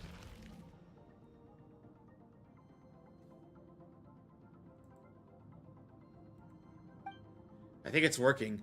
I could choose to tune out anything that isn't relevant to the battle, but I still think I'm pretty far from having full control of my emotions.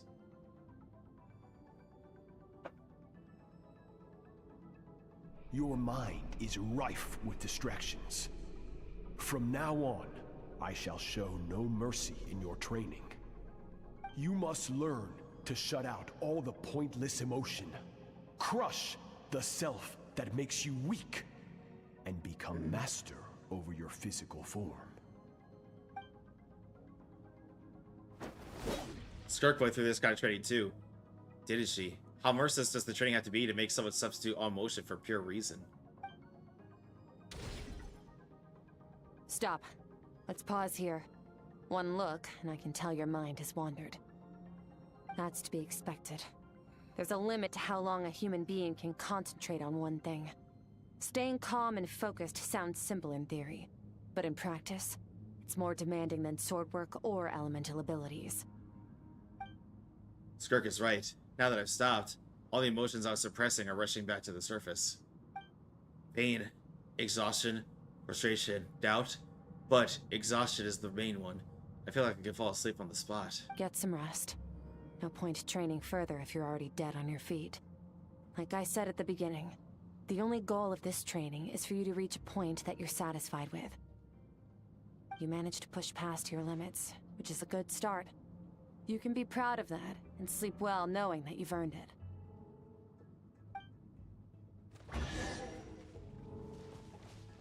Wait, I got a chest. Thank you. Wait, I got a Hydro Sigil. Warriors will train day and night to perfect their skills. But when the battle comes, their fate may be decided in a matter of minutes. One mistake, one moment of hesitation, and just like that, all their blood, sweat, and tears were for nothing. You need to push yourself to perfection, or you might not even live to regret it.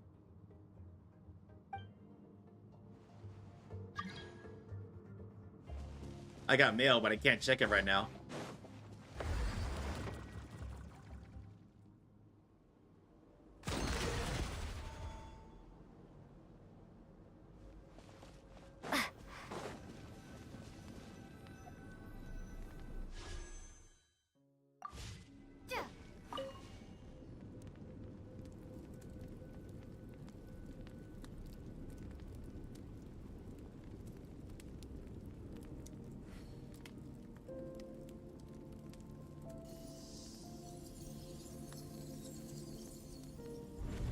Wait, how are we doing on time?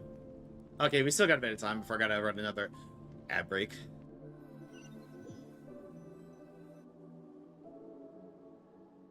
Looks like I'm back in Skirk's inner world. I don't see this strange creature this time, but I think I can navigate this space on my own now, even without it here to guide me. I don't know how to leave, so I'm stuck here until I wake up. Can't hurt to take a look around while I wait.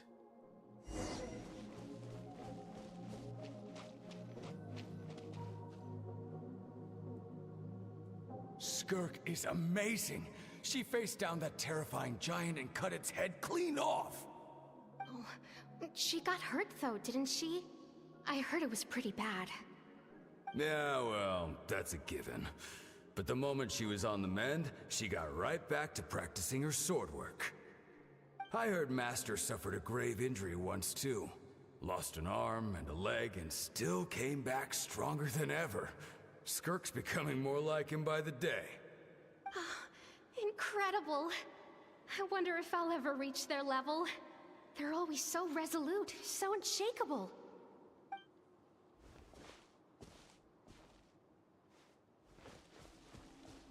The training dummy.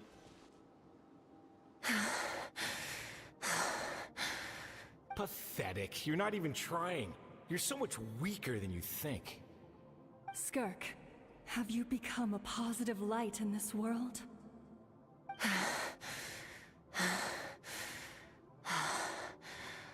Do you even remember how many of us perished in that fire? How many bodies were left to rot on the scorched earth? Yet you alone live on. Keep your gaze fixed on your blade. You don't deserve to rest. I have so many questions. I just want to jump in a spaceship, explore the whole universe, and get answers from the stars. I just need to wait till I'm grown up. Then, I can do anything. Now, you must bid farewell to who you were in the past, and become someone stronger. Run, Skirk, run! Only death awaits us here. Keep running, and don't ever look back.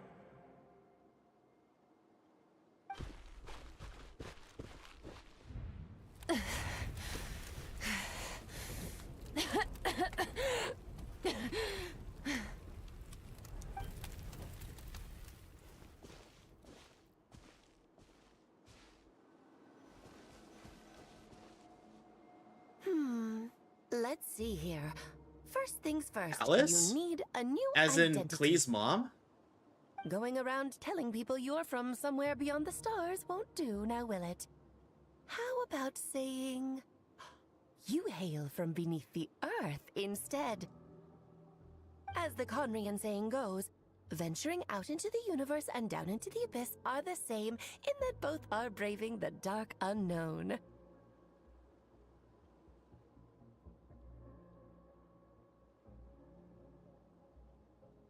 Well, I'm a visitor on this planet, so I'll follow the rules. Okay, excuse me. Splendid. That saves me quite a bit of trouble. Let me offer you a piece of advice in return, although it might not be what you want to hear. I know the pursuit of strength is important to you, but taking a moment for yourself every once in a while is never a bad idea. Ignore her existence for too long, and there will come a day when you can no longer hear her voice.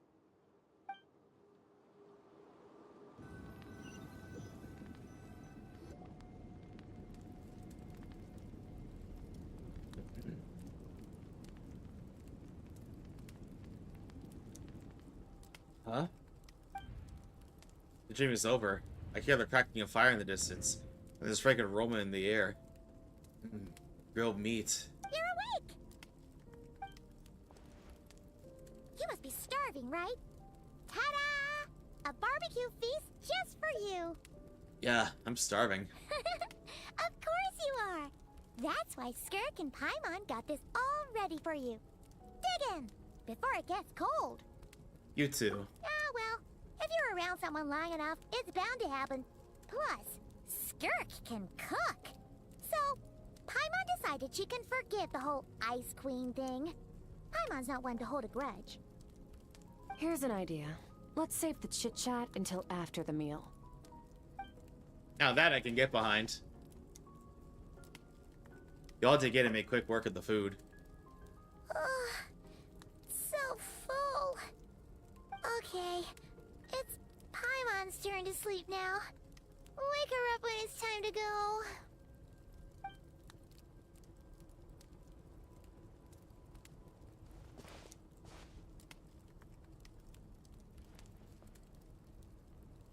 I have good news. First, your training is complete. You have what it takes to wield immense power. Now it's just a matter of putting it into practice. Continue to learn from your journey and hone your skills against formidable opponents. Second, I've located the culprit we've been searching for. Next, we just need to retrieve the missing part of your soul, and our business will be concluded. That's a lot faster than I expected. When Ajax trained with me, he once told me he was bursting with questions. So I allowed him to ask me 3 of them before he left. You and I may never meet again, Traveler. So if there's anything you want to ask me, now's your opportunity. Just like Ajax, I'll answer 3 of your questions. After spending time with Skirk's Inner World and witnessing your memories, there's so many questions I would ask, but the most important one is, are you really from Teyvat? Okay, not the angle I was expecting. What makes you ask that? I'm sorry I didn't tell you earlier, but while we were dream mirroring, I think I saw your memories. This is the first time I've seen Skirk break her composure. I guess this really took her by surprise. I knew that was a possible side effect. Closed off my mind to you for that exact reason. Even with the dream mirroring, you should have seen nothing but endless darkness.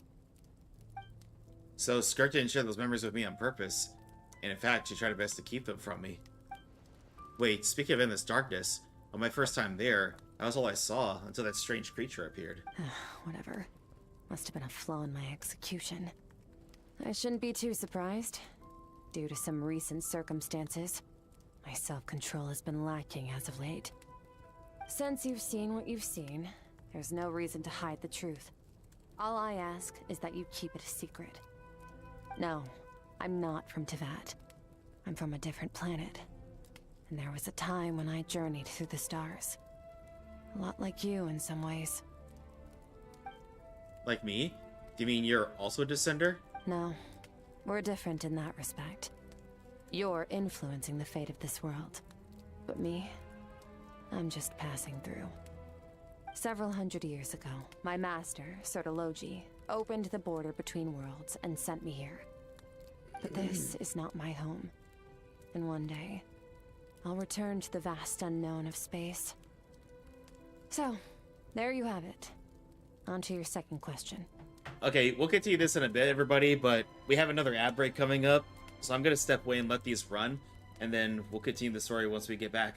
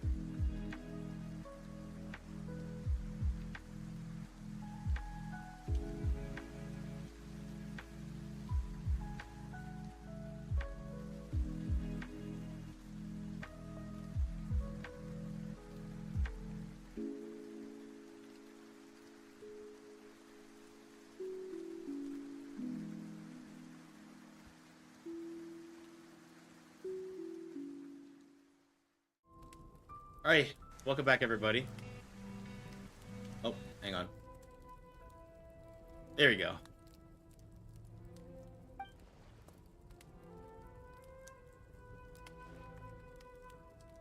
What is your goal in coming here? To become stronger. For certain reasons, I need to bridge the power gap between me and my master as quickly as possible. But first, I need to understand the source of his strength. To do that, I need to follow in his footsteps, walk the path he once walked, and somewhere along the way, I'll find out how to defeat him. That is my sole focus and purpose. Okay. You have one question remaining. Skirk's goal is to defeat the Foul? I can hear how serious this is for her. I wonder what those certain reasons could be. But given how quickly she blazed with that answer, I doubt she wants to talk about it. I have one question left. What should I ask?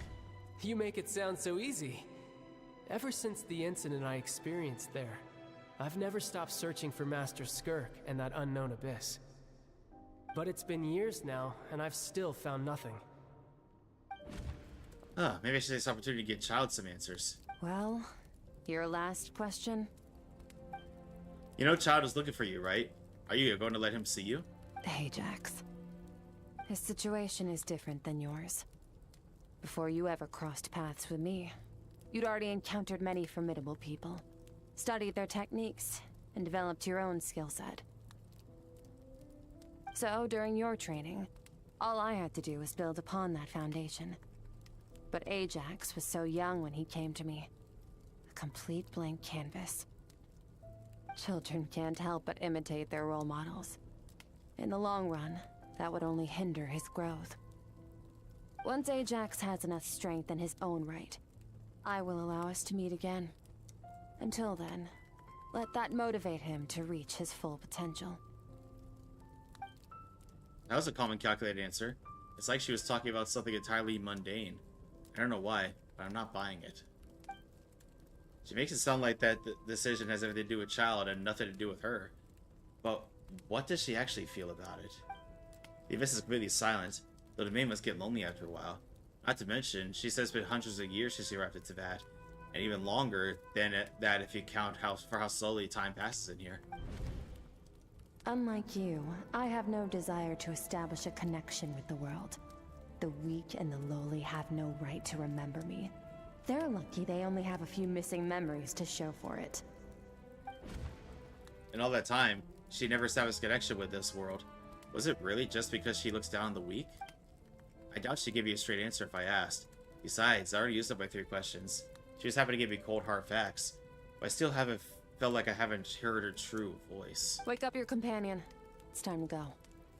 Oh, and everything I just told you, best keep it a secret from her as well. You got it. Time to go. Oh, finally. Where are we headed? Where the culprit is hiding. Just follow. Oh.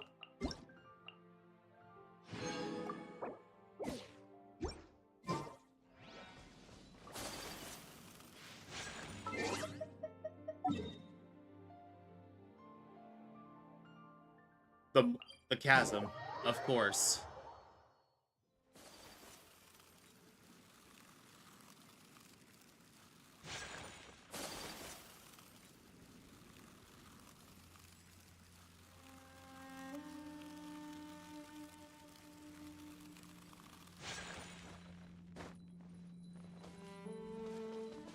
Ah, right.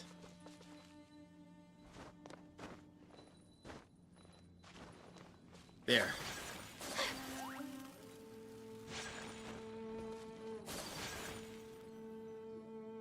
Wait. This is near the chasm, right? Yes. If we enter from here, we'll be able to reach that place from your dream. You have some experience with abyssal domains by now, but still, this is someone else's territory. Best to proceed with caution. Don't worry. Paimon's an expert at hiding behind other people for safety. Ain't that the truth? Oh, but, that means you need to stay safe, traveler. Let's teach this thief a lesson. All right. Remember your training. Time to put it to use.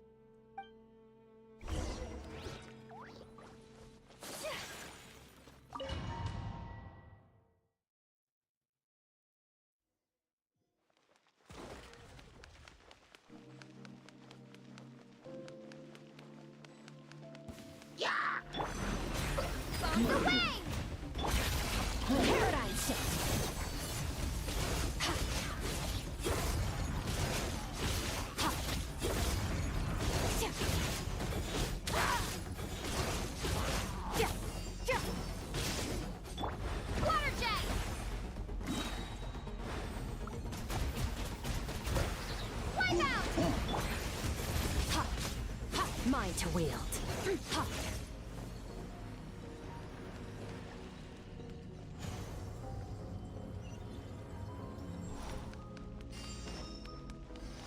Whoa! Look at all these spikes! Careful! Don't get hit! You know what? Paimon's just gonna float behind you. Come on, you got this! Oh, I know he got this. Extinguished. Mine to wield. Hey, what are you two doing here?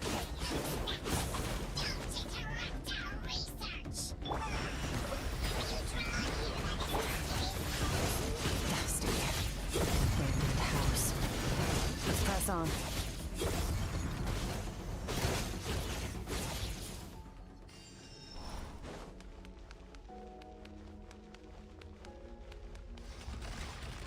Oh. Don't get hit.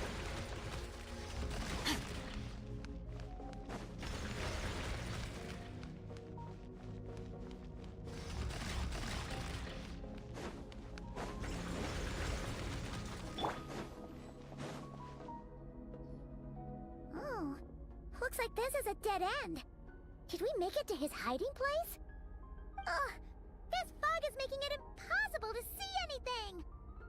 This should be the place where you were attacked, Traveler. The missing part of your soul should be nearby. Can you sense where it is? If I close my eyes and focus on the light that came from my wound back then. Nothing exact, but I know it's nearby. Our opponent must have covered his tracks just in case. Otherwise, you should have sensed it much more strongly. Hold on! Look! The spikes are back!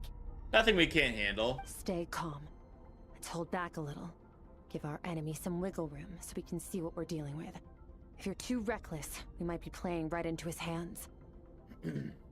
Our enemy took part of your soul for a reason. It's likely he integrated it into his attack somehow.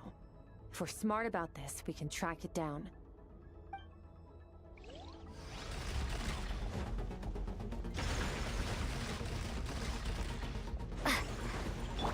Annihilate.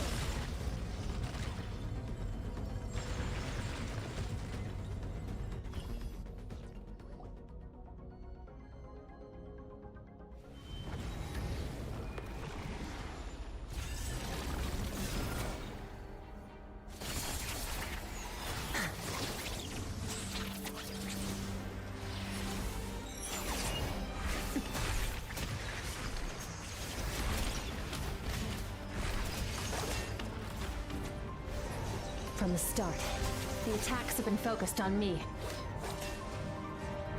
Trying to break through my defenses? I see.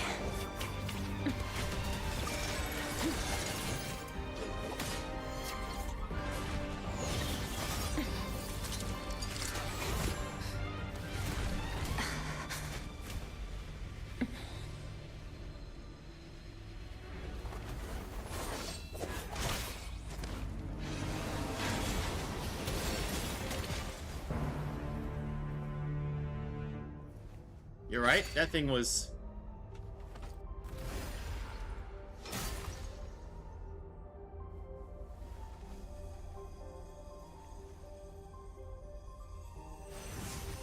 Oh, that was our soul fragment. There. I got it back.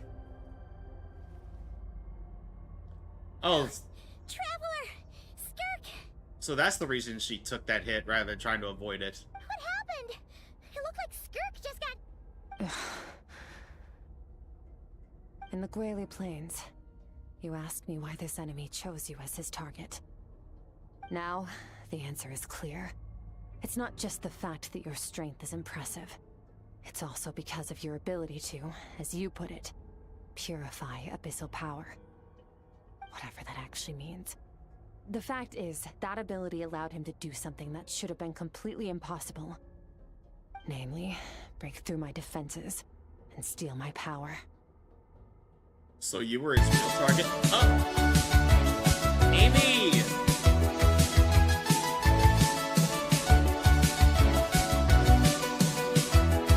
Amy, thank you so much for the raid. How did Genshin go? AIMC has brought their community to the Void Legion. Welcome in, Raiders.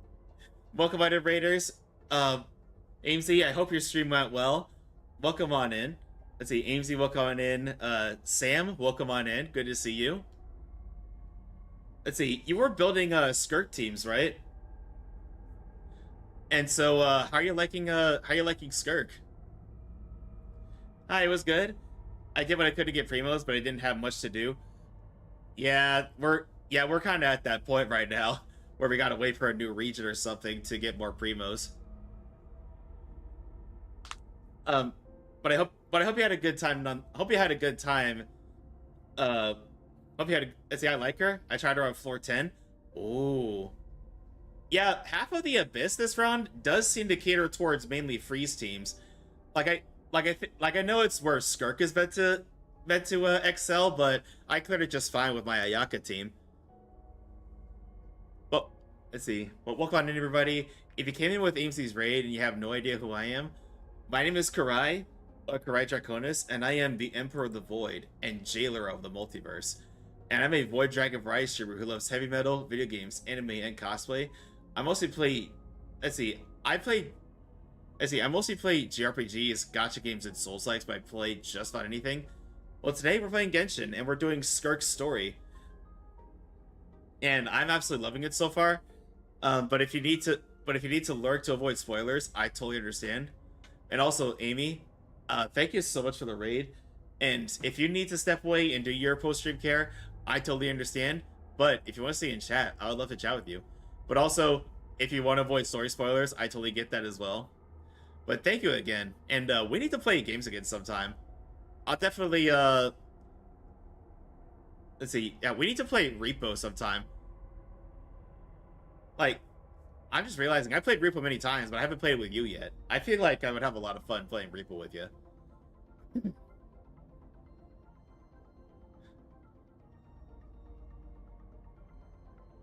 Wait, everybody, I think we're close to the end of the story, so let's continue on.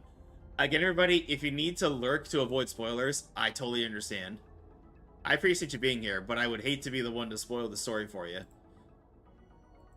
So, let's continue on. Again, thank you again, Amy. No. He couldn't have known I'd come to his domain. He only stole your soul fragment because he knew the value of its power. I doubt he expected it to come in handy so soon. But yeah, I cannot wait to see see my Skirk fully built. Let's see. Also, let me give a shout out to Avon as well. And also, I know the raid shout out went off for AIMZ, but let me give a proper shout out as well. Everybody, please go again. Everybody, please go check out AIMZ. Amy plays a lot of some of the same games that we do, and then some. I know she plays a lot of Valorant as well. Thank you for the shout out. Of course, Avon. How are you doing today? Call it fate if you want. I believe that's the term they use in this world for arbitrary coincidences like this. In any case, it works to our advantage.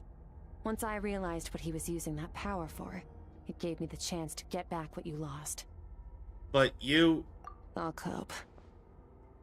Well, done gorging? Good. Time to answer some questions. How did you get the power of the all-devouring narwhal? The all-devouring narwhal? Oh, of course! Paimon knew that spike thing looked familiar. Let's see, I saw myself earlier for doing streamer things with fun times. Yeah, as long as you're having fun. I highly doubt you acquired that power through your own strength. Tell me I'm wrong. You're desperate enough to scour the land for god remains and whatever vestiges of power you can find. That alone proves you wouldn't be able to defeat a creature like that. Which leaves one possibility. You know my master, the Foul, Sertologi. The Foul? Who dares call him Foul?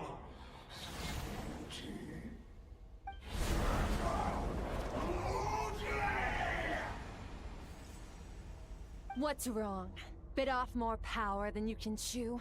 You're struggling to hold thank you a for the alert, basic Avon. conversation. Just a little longer. I'm still... Look! It's back! Those obsessed with power will let it devour them before abandoning their pursuit. What should we do? Keep calm and use reason to decide the best course of action. Skirk was stabbed by one of the spikes while retrieving the fragment of the soul, and in the process, some of her power was stolen. The culprit is hiding something beyond the fog.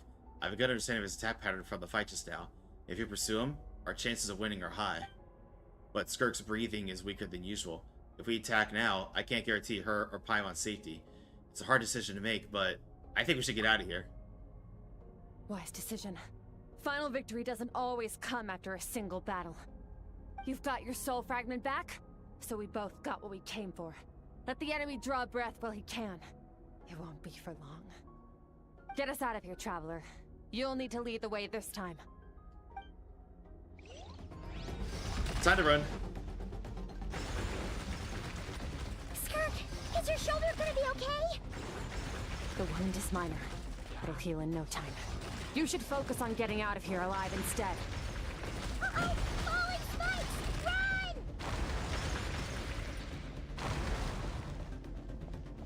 Run! We'll be able to get out of here, no problem. Watch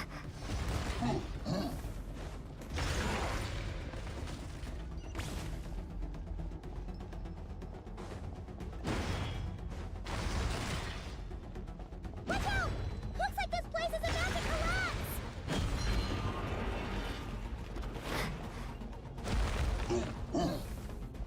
So, this guy's power has something to do with the all-devouring narwhal.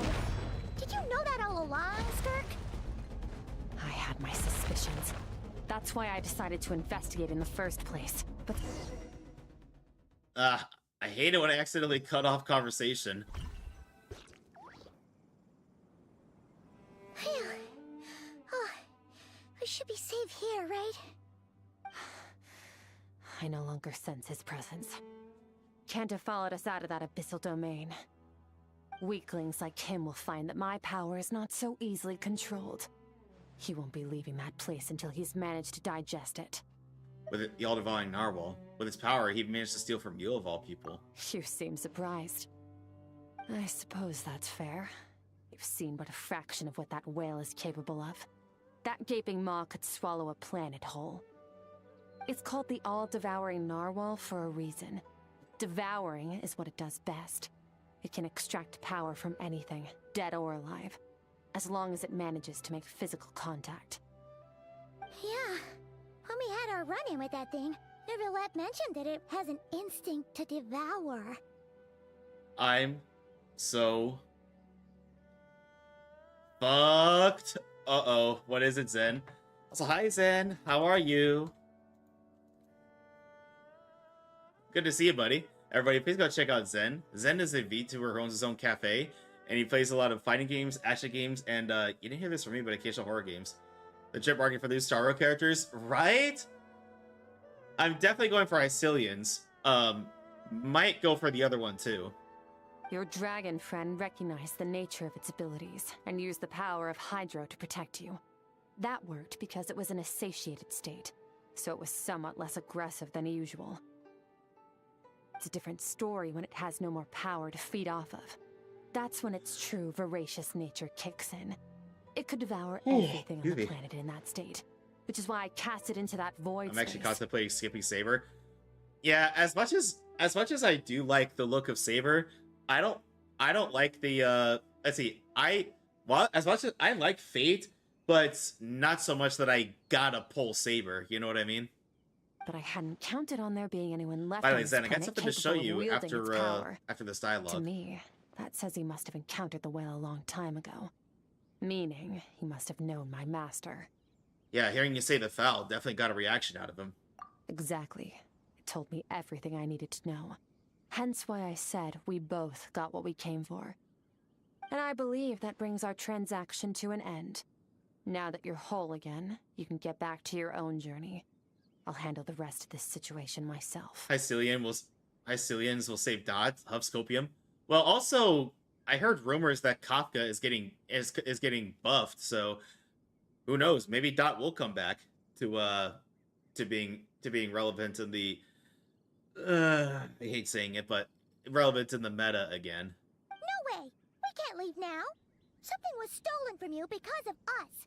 We have to help you get it back! This isn't my first taste of failure or losing power. When you fall up again and become stronger, that's how it is.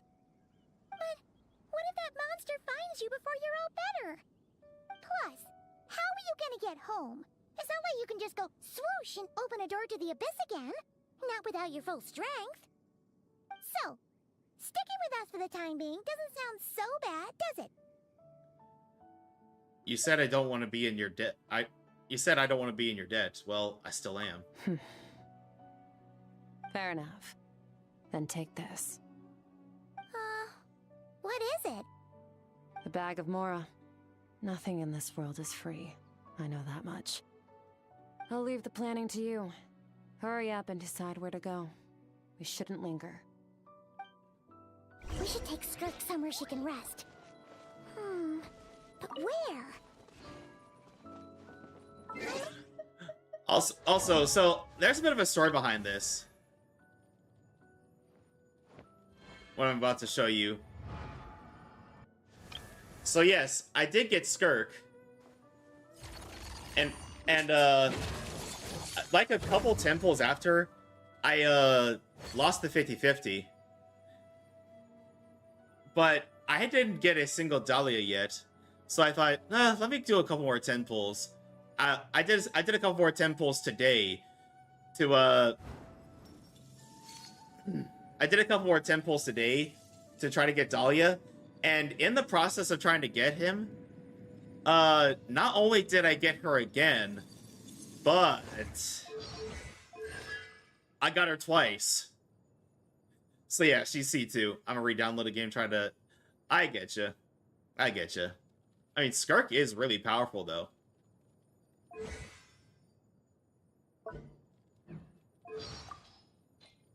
Give me your luck. If I would share luck if I could, Zen. Alright, we gotta go to Boo Boo Pharmacy.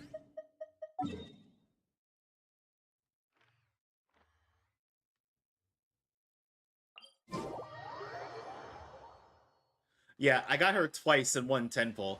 I really wish I had screenshot it, but oh well.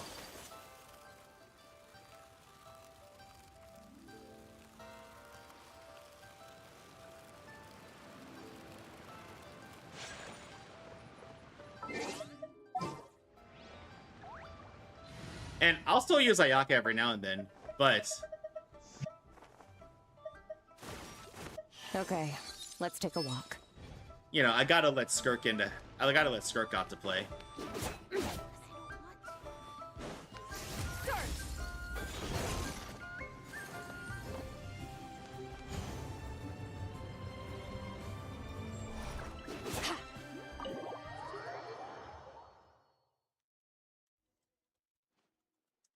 Also... This bag from Skirk has a ton of Mora in it. Does she have a job or something? Wait, no. After what we saw at Wamin Restaurant, that seems impossible. Can you imagine? It would go something like... I'll be collecting my paycheck now, boss. Oh, sure thing. Wait, who are you? Have we met? Can't hold a job if you make everyone forget about you. So, what did she do to get all this Mora? Claimed some buried treasure, took care of a few monsters that were causing trouble. Nothing untoward. It's safe to use. You heard all that? Oh, by the way, I looked up her voice actor because I was curious as to what other work she did in the past. She's the same voice as Misha from Honkai. Yes, the I forget exactly what the visitor is called, but you know, the one who carries all the luggage in Honkai Star Rail. A sonorous voice like yours is hard to miss. I wouldn't be surprised if the sound of it traveled to the nearest mountaintop. Then, did you by chance happen to hear Paimon's little, joke earlier? You mean when you called me Frosty the Lavender Melon? Paimon's whispering needs some work. No, sorry. Paimon totally misspoke just now. She didn't say that at all. It was, a Paimon lookalike. Yeah, she's a piece of work, that one. Always impersonating Paimon. I don't think she's buying it. Nicknames? Okay, fine. The truth is, Paimon didn't like you all that much at the start. But things are different now. You helped the Traveler in a big way, so... What do you say? Friends? Ugh. I noticed there was only one bed. Go ahead and get some rest. Wait, what about you? I don't get tired, and I don't need rest. I'm going to practice my sword work. That should help me regain some strength. But your shoulder... Hey, don't just leave! Whatever. Let her tire herself out. She'll come back eventually. Let's get some sleep, Traveler. That comfy bed is calling, Paimon.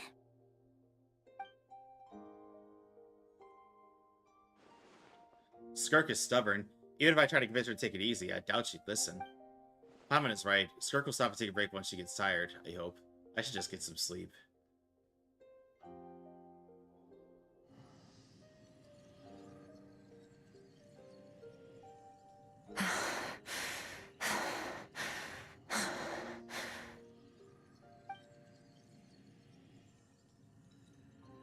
Skirk? Of course she's acting like she didn't just get stabbed in the shoulder. Huh, something seems off with her, though. Quiet. Who's she talking to? There's no one around unless... Do you even remember how many of us perished in that fire? How many bodies were left to rot on the scorched earth? Yet you alone live on. Keep your gaze fixed on your blade. You don't deserve to rest. Run, Skirk. Run! Only death awaits us here. Keep running, and don't ever look back. Right, in that dream I witnessed, Skirk was training alone, but there were disembodied voices talking to her. One of them mentioned a fire. I wonder what happened exactly. If only she could just talk to us.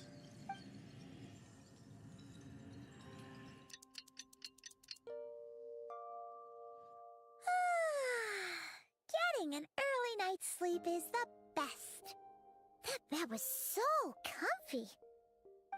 Wait, Skirk? Have you been sitting out here the whole night? The bed's all yours if you want it. Recovered your strength yet? About 60%. Maybe 70. Whew! Paimon thought it would take at least a couple of days. That was fast. No, not fast enough. That's 20% less than last time. Same training regimen, same intensity. Nothing felt different, but somehow the outcome fell short. Maybe it's because of the spike that stabbed you? No, I think the problem's with me. I need to meditate for the next 2 days. Deep introspection should help me find the issue. Ooh, sounds intense. We'll watch over you in the meantime, then. Thanks. See you in 2 days.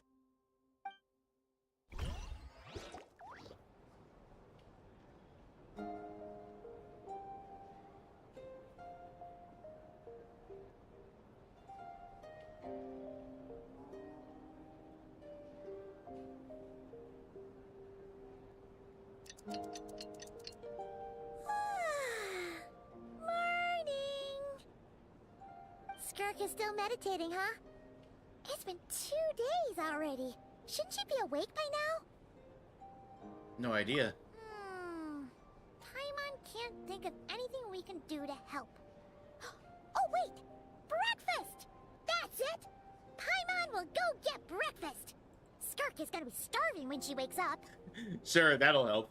Be right back.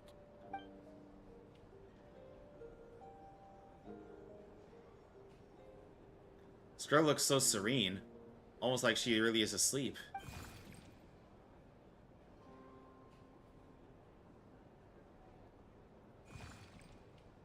You again.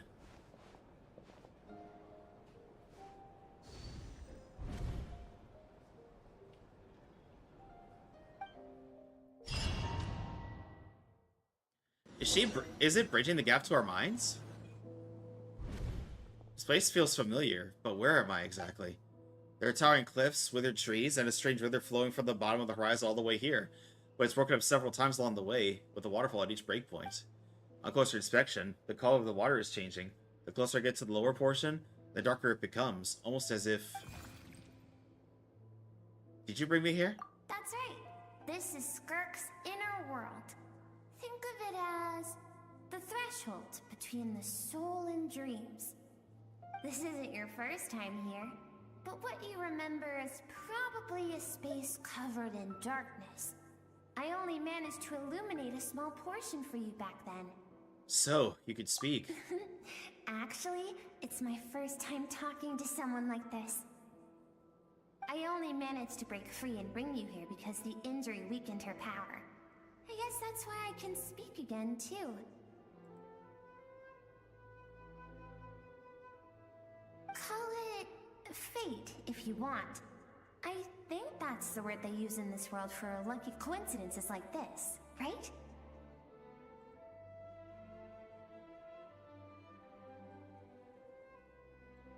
Now, before I take you to her, I gotta ask.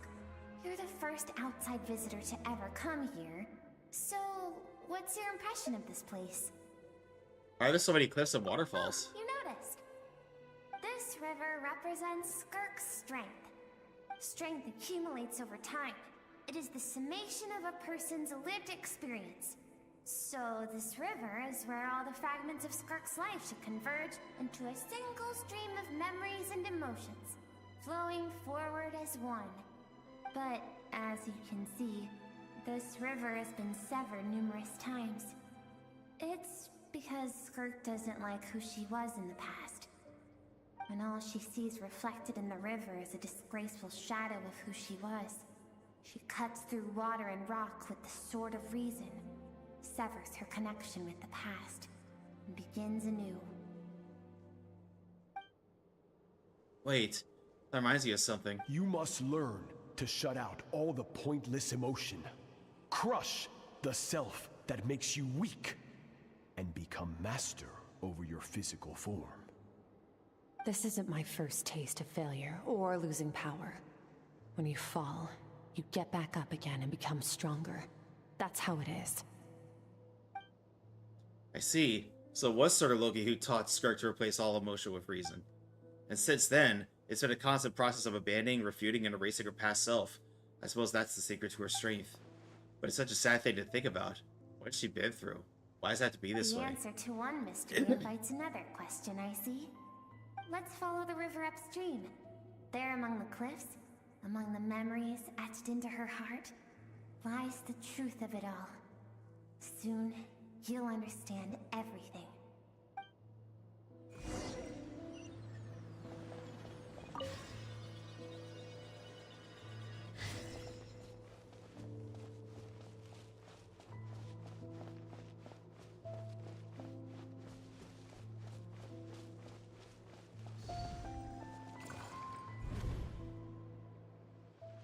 This looks like a coastline. Huh, I recognize the drawing on the sand. Wait, isn't that the picture I drew for Paimon? Why is it showing up in Skirk's memories? I've always thought that, even when falling leaves don't come from the same tree, they can still form bonds of kinship when they meet. Like meteors, you both made a journey through the stars. Both travelers who have landed on a planet that is not your home. Yet, when she first noticed your presence, although she hesitated for a moment, she still chose to walk away, indifferent as ever. Why? If I think about it, it's not surprising at all. After what happened at Wabbing Restaurant, it's obvious she prefers to disappear for other people's lives. She hasn't seen Child in years either. I doubt she's ever made a connection with this world in her own volition. What I'm seeing now is a microcosm of her entire life. Seems like you've answered your own question. Skirk sees herself as a trespasser in this world. She's made a conscious choice to avoid altering its path.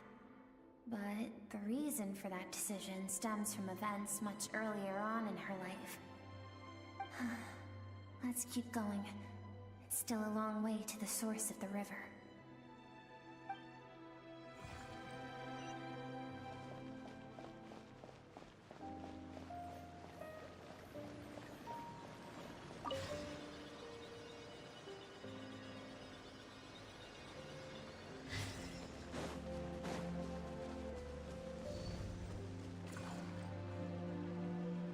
Now have what it takes to wield immense power. From this day forth, I shall teach you no more. No one can become a worthy warrior through imitation alone. I have given you fangs and claws. Now, you must learn to hunt. You wish me to travel the world beyond on my own, Master? Indeed. Make new friends. Embark on your own journey, and piece together a new future from the shattered remnants of your past. We will still have contact through the abyss, but know this. One day, I will take the life you worked so hard to rebuild, and reduce it to ashes. Just like the fire that haunts your mind. Why would you do that? I have told you before, fear is the catalyst for human evolution. You have tasted loss. You have known fear, so deep it can be felt in the bones. But as living beings, we all have an instinct to detach from that which harms us. And thus, pain dampens over time. And the acrid taste of fear becomes but a distant memory. Yet now, I have bestowed upon you the gift of fear eternal. It will drown you in the nightmare of your childhood, or it shall drive you to defeat me, whatever the cost. That figure next to Skirk looks familiar. Right, I saw the same figure during the battle against the Artifact Narwhal. Is what Skirk's master, the foul, Sertologi, looked like at one point in time. So he could change form. Of course. As a higher being, physical form is a triviality to him. He could appear as a beast, a human, or even a monster that defies description. The form you see him in here, clad in abyssal armor, is the one he usually wears when traveling through the stars.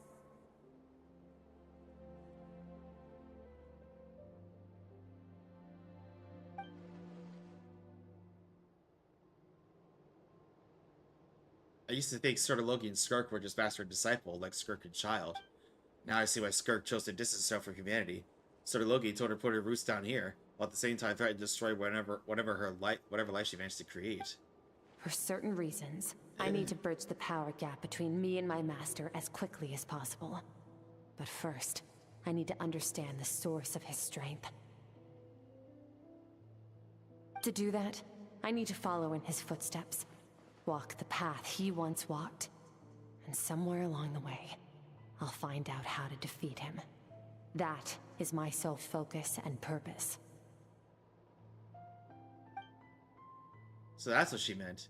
But I still don't understand why Sertologi would do that. From what he said, I didn't pick up on a conflict between them. I'll let you in on a little secret. The real Serology is terrifying. The scope of his power is impossible to understand until you experience it firsthand. It is absolute. The power to crush all things.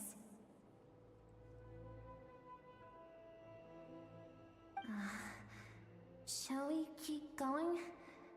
Let's see. We're about halfway there.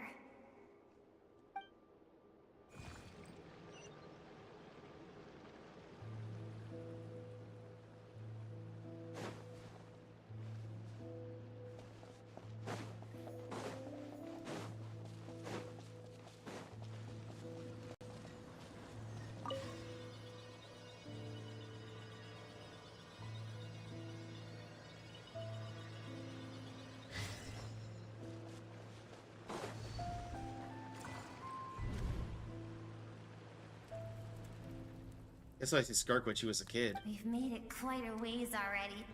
This is Skirk, when she first began training under Serology. I have set your broken wrist. Tomorrow, you're to train twice as hard. No tears this time. Good. Attempting to garner sympathy through tears is a habit of the weak. A pitiful, useless ploy. Can I ask a question, Master? Why did you save me? I keep thinking, maybe it would be better if I had died. I wouldn't be haunted by that fire all the time. I wouldn't have to go on like this. I saved you because I have a plan for you.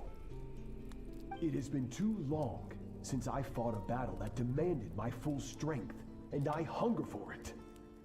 Every so-called genius and prodigy I have faced has crumbled like sand underfoot.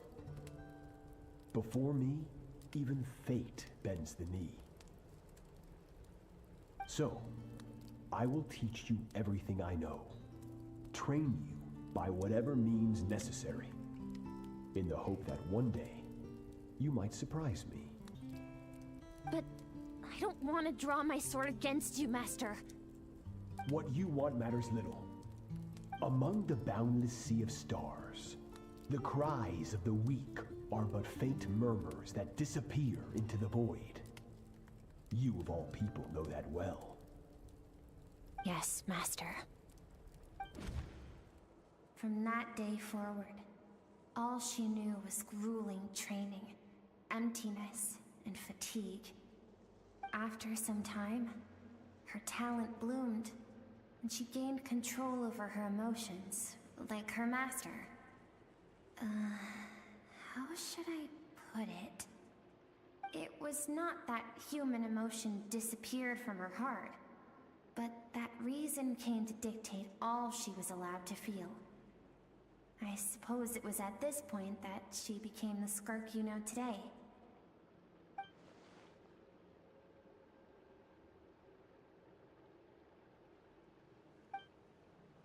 I suppose that leaves one final mystery. What really happened with the disaster back then? Oh wait, I think I missed one. So Serology saved Skirk from a disaster when she was a child, and never even tried to hide his ulterior motive. Serology's final words to Skirk were cold and cruel, but Skirk's reaction made it seem like it was a truth she knew all too well. I have a feeling it all comes back to what happened back then. We're nearly there. I almost don't want to reach the end. Well, shall we? This is the final stretch.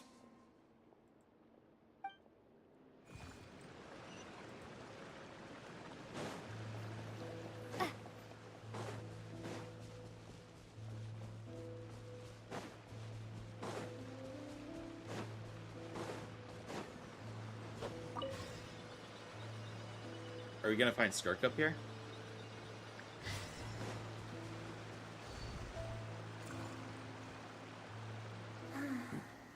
These are Skirk's happiest memories. What a simple and carefree time it was. Wisps of clouds dotted the sky. The sun bathed everything in golden light. And when song filled the air, not even the shyest of flowers could resist swaying along.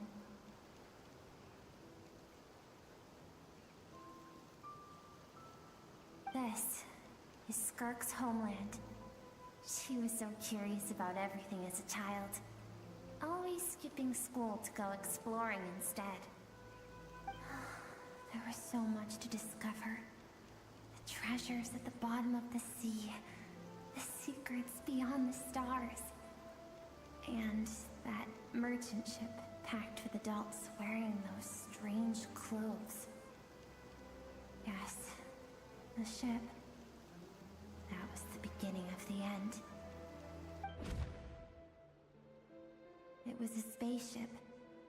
When it arrived, the people that disembarked wore smiles on their faces and spoke of friendship. They claimed to be merchants from a neighboring planet, looking to establish trade.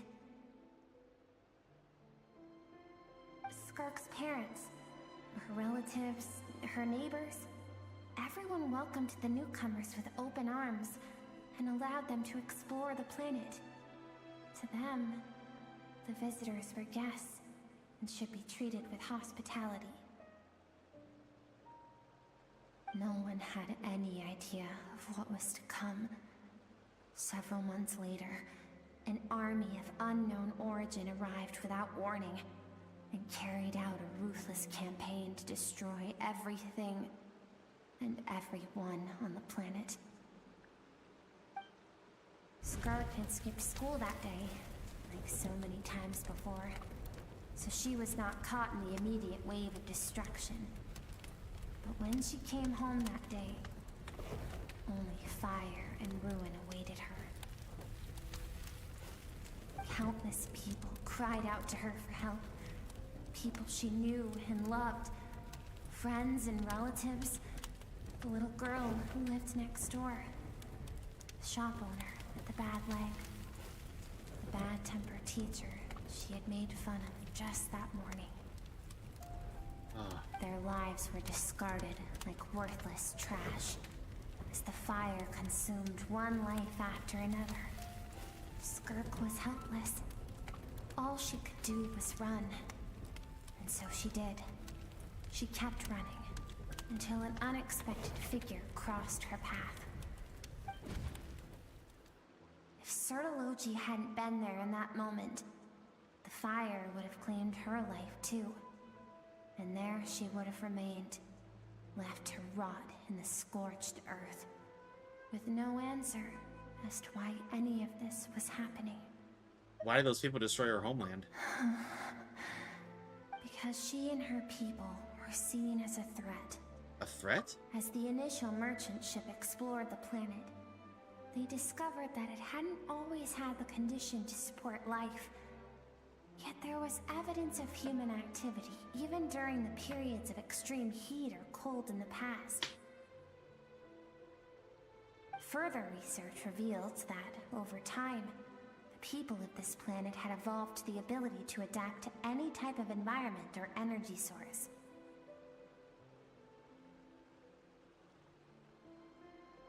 For that reason, the outsiders viewed them as a potential threat, and decided to eliminate them before the threat could rear its head. And so, the army was called, and the so-called danger was wiped from the face of the planet. All those innocent people. Senseless, isn't it? Deemed a threat because of a gift they didn't even know they had.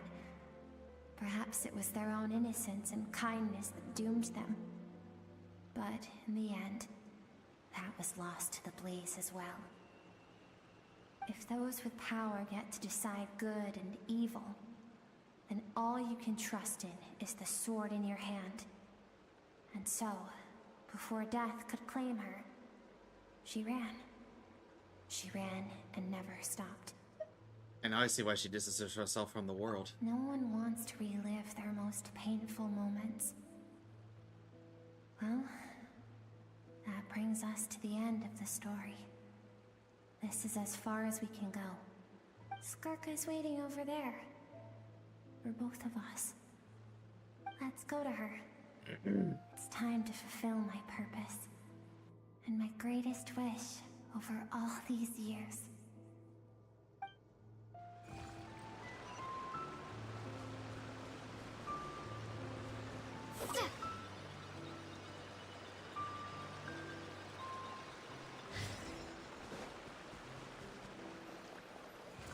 Its sword would be beautiful in VR chat.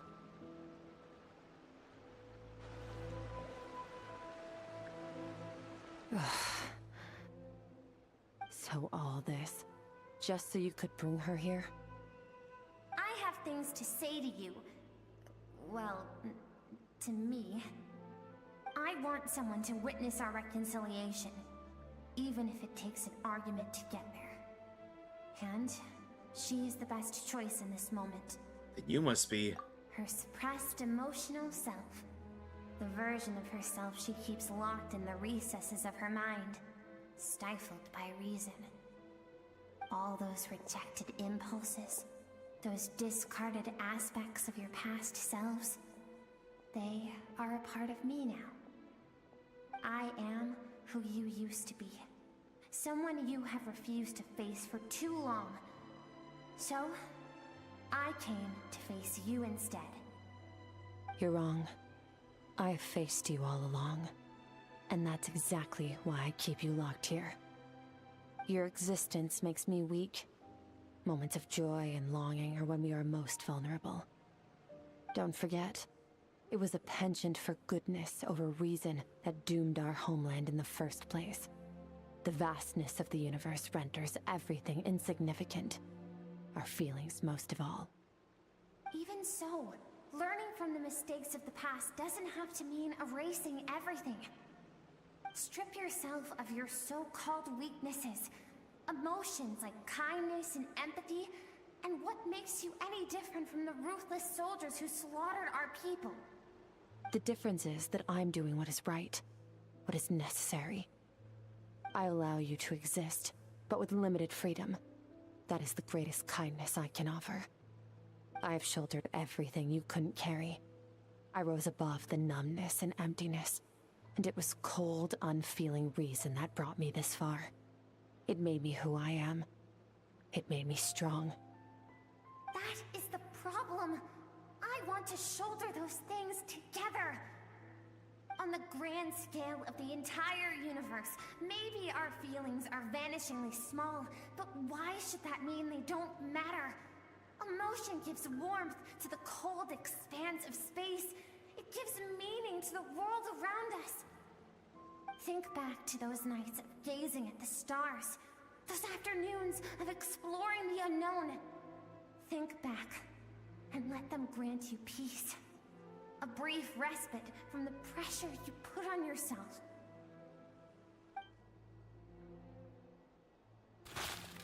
That isn't what we need.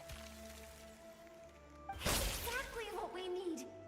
Aren't you curious about why recovering your strength has taken longer than normal this time? Finally, you get to the important part. That is the only answer I came here to find. Then look around. Look at your inner world. You cast aside your dreams and curiosity, and in doing so, you lost your original motivation. You severed all connection to who you used to be, so you can no longer draw strength from your past. Now, the only things driving you forward are fear and survivor's guilt. But these cannot take you far enough. And so, this river, the source of your strength, grows more polluted by the day. And do you think that means I should seek help from a weak little thing like you? Your emotional self isn't weak. The fact that she transcended time and broke free from her constraints to come and face you, that proves it. Thank you for saying that. I knew bringing you here would be the right choice. To be honest, I'm not here to argue with you. This isn't about Sorry, let me snooze who's those right ads. and wrong. And in fact, I agree that in order to make it through the wake of that tragedy, we had to distance ourselves from the pain through reason over emotion. But what is right at one point in time isn't always right forever. I know you will never forget that fire. I know the fact that you were the sole survivor fills you with guilt. And I know that among the voices that haunt you, mine is there too. Because deep down, you know that you didn't turn out to be the person you wanted to be. All those unfulfilled hopes are like knives to the heart. And I don't want you to hurt anymore. So even if you can't accept me, I hope, at least, that you can let go. I keep thinking, maybe it would be better if I had died. I wouldn't be haunted by that fire all the time. I wouldn't have to go on like this.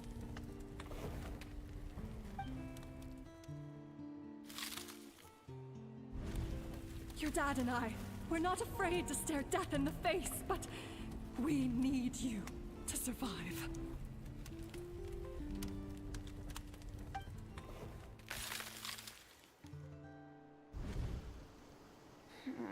I'm sick of being a kid. There's so many amazing things out there, and I'm ready to see them all.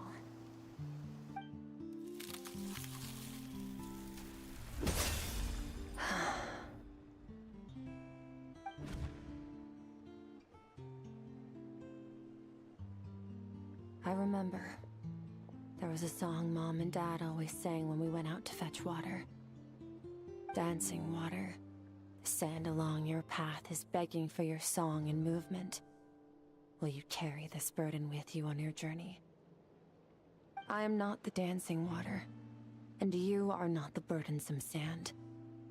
But if this is your wish, then I will carry you with me until the end.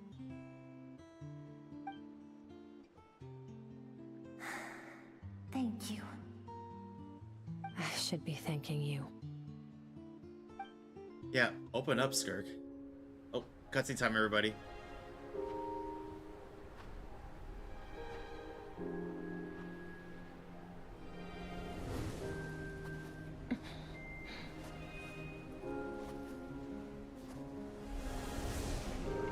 Run, Skirk, run! Remember, leave no one alive! Heed my words, Skirk. Let fear take root in your soul. Did you survive? Why was it only you? Skirk, did you become a positive light in this world?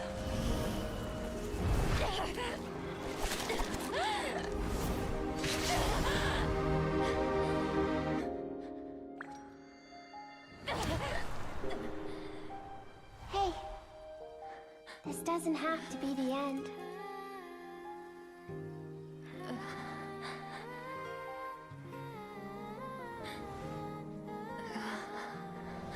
Life is a gift. Don't let darkness claim it.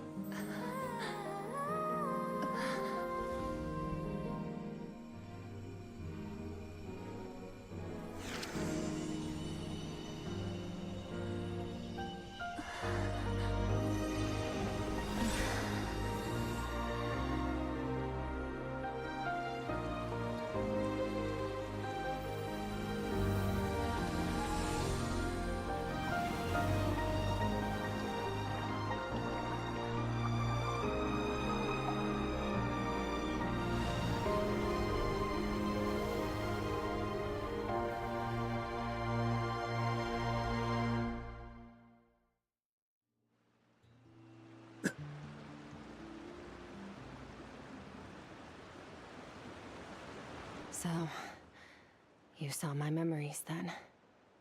I once asked my master if survival of the strongest was the law of the universe. He said no, but in a world without order, those with no moral boundaries tend to be the ones who survive. That isn't true strength. That's why, after hearing his answer, an idea came to mind. An idea that, one day, I would create a new world order. One in which there would never be another tragedy like that fire. One in which power was not the law of the land. But that means I must defeat him. Because my master, Berryleche, is, at the core, a defier of all rules and order. Yes, and not just because of the gap in our abilities, but also because I have no reason to see him as an enemy. Although his decision to train me was not made out of kindness, he did everything a master should. He saved my life, taught me the sword and the principles of strength. And for that, I respect him. But he intends to face you in battle one day. I know. And it's not something I want. But Master never goes back on his word. I have to treat everything he says as a promise. He's no longer into that, but he sends me messages through the abyss every now and then. Most of them are simple greetings, or an answer to one of my questions. Every time I hear from him, my heart skips a beat. And I wonder if this is the moment where he'll finally appear before me and tear down everything I've built to pieces. Maybe that means I do live in eternal fear, just like he said. Yes, I respect him, but I'm also afraid of him. And for that reason, the pursuit of strength consumes every moment of my life. I don't know what Master has planned, but I have to be ready. If he does attack you one day, I'll help you. Help me? Why? This isn't your fight. Because if we want to build the world we both want to see, everyone has to be willing to fight for it. If we all do our part, we can make the entire universe a kinder place.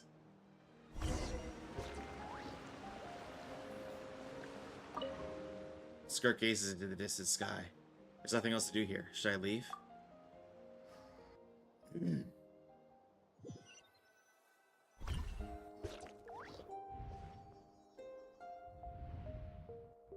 Oh, you're finally awake! Honestly, Paimon was gone for like 2 seconds and then she comes back and finds you both unconscious? Oh, you scared Paimon half to death! Did I pass out on the floor? You're both okay, right? What does it look like? Looks like you look stronger than ever. Only water from the source can cleanse the rot and filth that flows from the past into the future. I taught you to incorporate the experiences from your journey into how you fight. I suppose what happened today will become an inseparable part of who I am. Okay, so Paimon feels like she's missing some important context. But whatever. Paimon brought back tons of delicious snacks! Let's dig in! The three of you enjoy the snacks. Alright. It's about time we finished what we started. We're gonna deal with this thief for good, right? Finally. This time, I'm not going to tell you to hold back. But having digested even more power in the meantime, he's going to be tougher than before. The good news is, we have no reason to pull our punches this time. So, let's go. Same place as last time.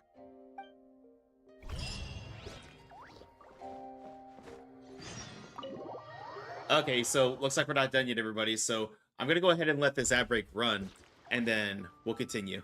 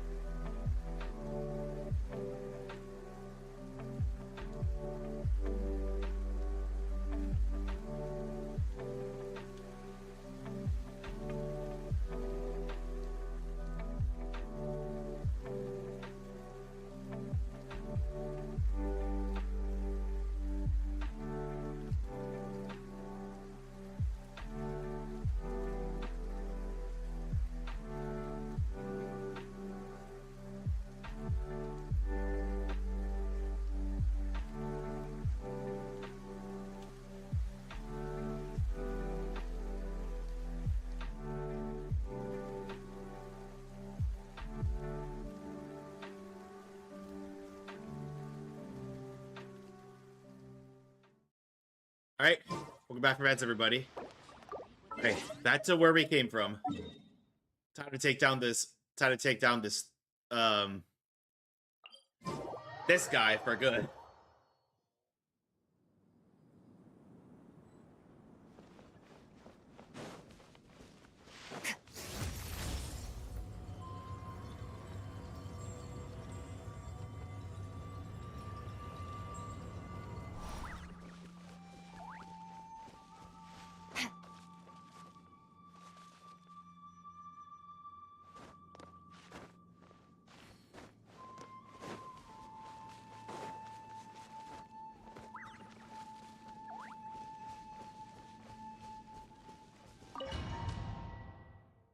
All right, round 2, big boy.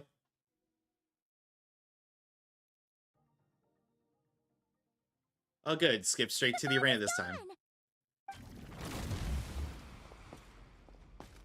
Wait, isn't that the form the all-devouring narwhal changed into? How come he knows that, too? That's what the fowl used to look like. Really? So, you're telling Paimon that giant whale and this guy can both turn into the fowl? How does that work? It's a subconscious instinct. Any intelligent being who longs for his level of strength is bound to mimic his appearance. It's a natural response after encountering someone as powerful as Master. To them, he represents ultimate power. We know the person before us has encountered Master, and we know he stole a portion of my power. So it's not surprising that he would assume this form. Okay.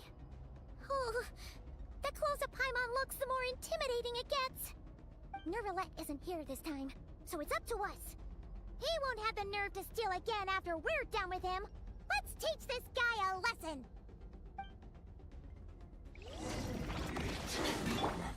Infinite. Go!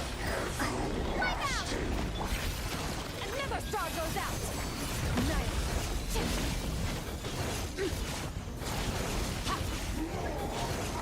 Haven't forgotten your training, I hope.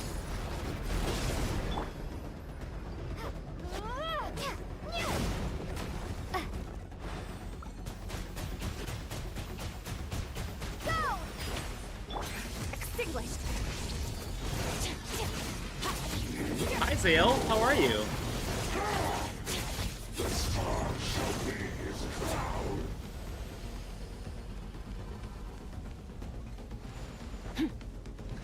I'm very dead. How are you? Oh, did you just get off work or something? I'm doing pretty good.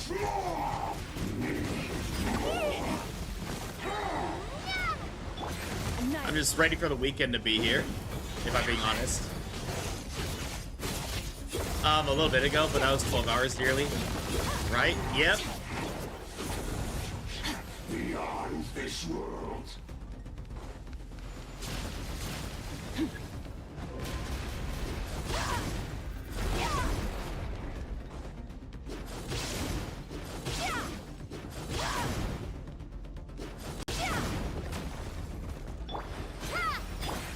That makes sense. I don't have enough energy to map my aura. Mine to wield.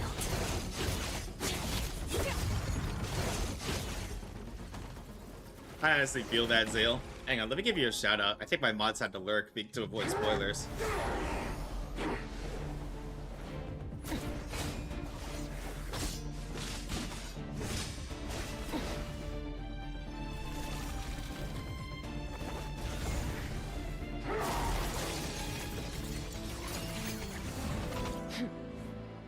She caught it. Enough of my power.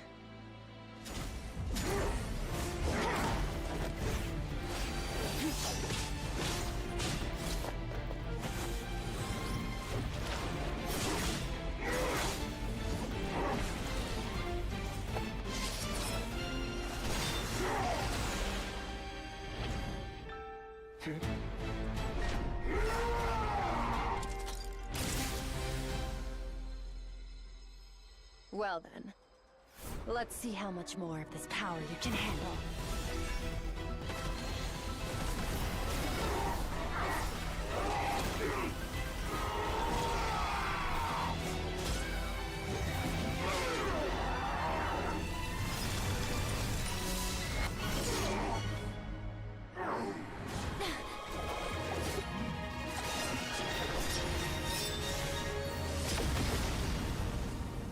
Damn.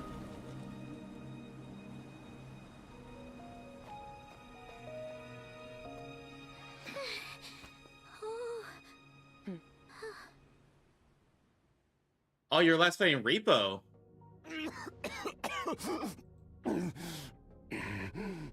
We need to play Repo sometime.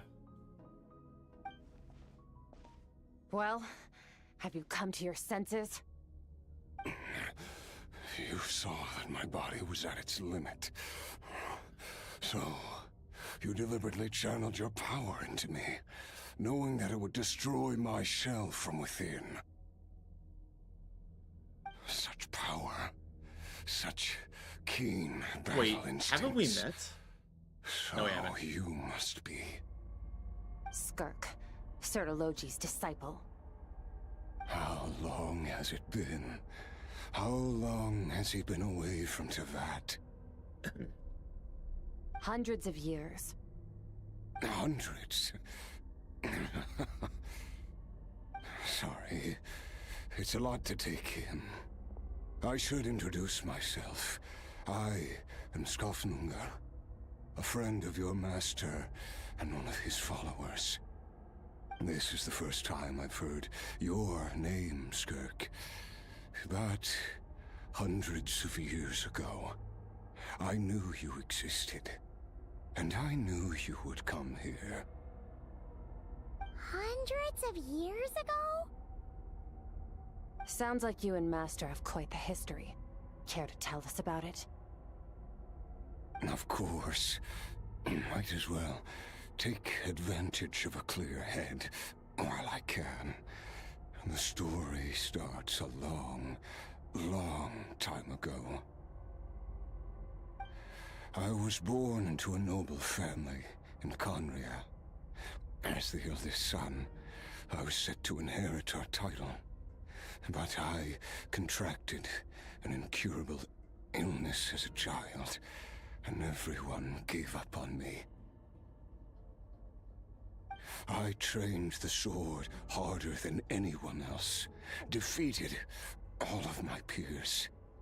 But it was all in vain. When other people looked at me, all I saw in their eyes was pity, or a strange glee in my misfortune. Even my parents were just waiting for me to die.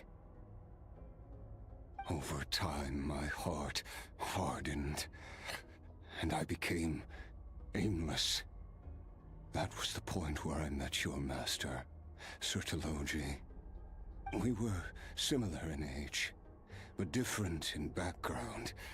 He was born in prison, the son of criminals who had been sentenced to death. He spent his childhood wandering the streets, facing more criticism than the literary works in the Universitas Magistrorum. Yet, he always wore a smile on his face, as if kindness and malice were one and the same, and he could not see the difference. I still remember what he said to me when we first met. You need to fight to survive. Even if it's a losing battle, it should light a fire under you. How can you sit back like this and go down without a fight? That does sound like something he would say. He was the first to acknowledge that I was worth something, and he inspired me to keep going. When we sparred together, it was the first time I'd actually felt the thrill of combat. When I was 10, he stole forbidden research materials and managed to cure my illness. It was like there was nothing in this world he couldn't accomplish. When it came to the human form, he was always intent on pushing the boundaries of possibility. But somewhere along the way, I fell behind. My talents were nothing compared to his, and at some point, I realized he had pulled so far ahead, I was too embarrassed to even ask him to spar. After his grand endeavor was successful, he sought me out and said to me, "This planet no longer holds anything of interest to me, so I'm leaving. But first, I have an offer. I can use a power I have just refined to break the curse of immortality for you. Your death was once what we worked so hard to prevent. But the immortality you now face is a different kind of pain altogether."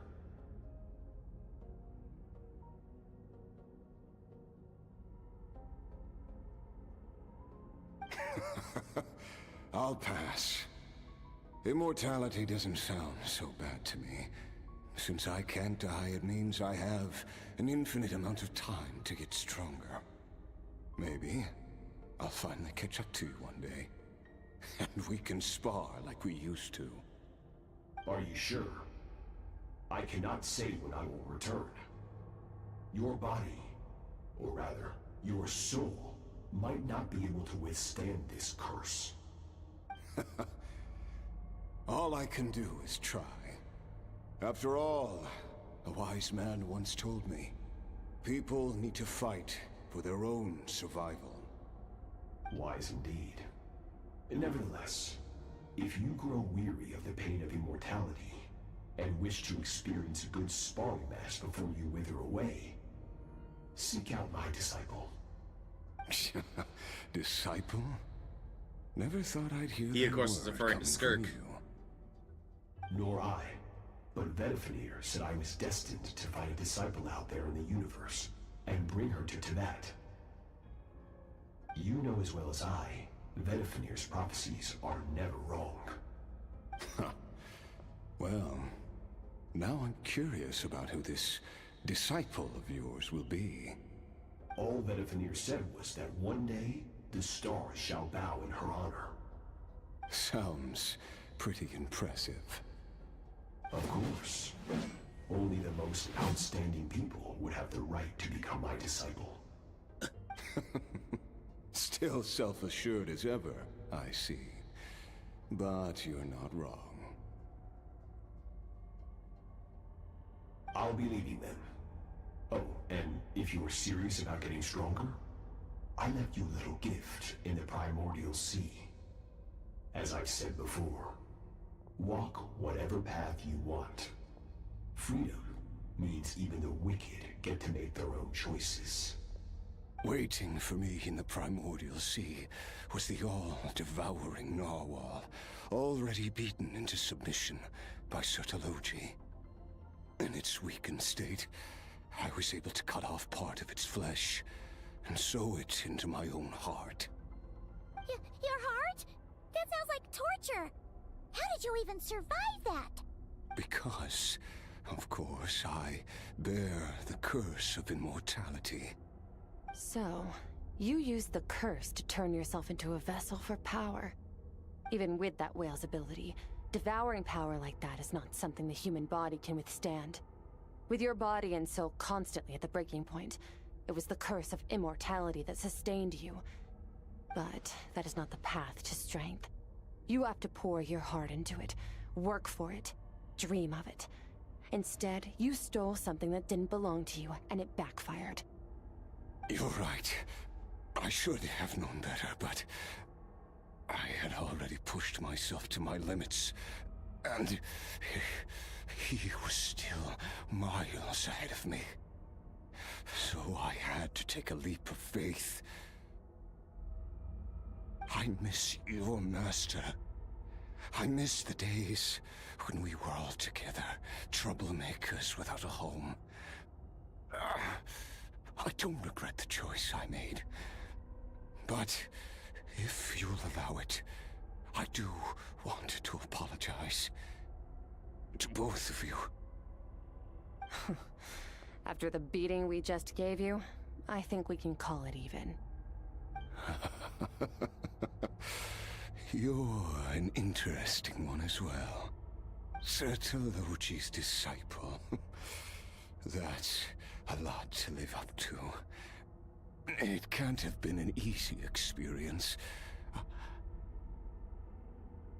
I know what he's like.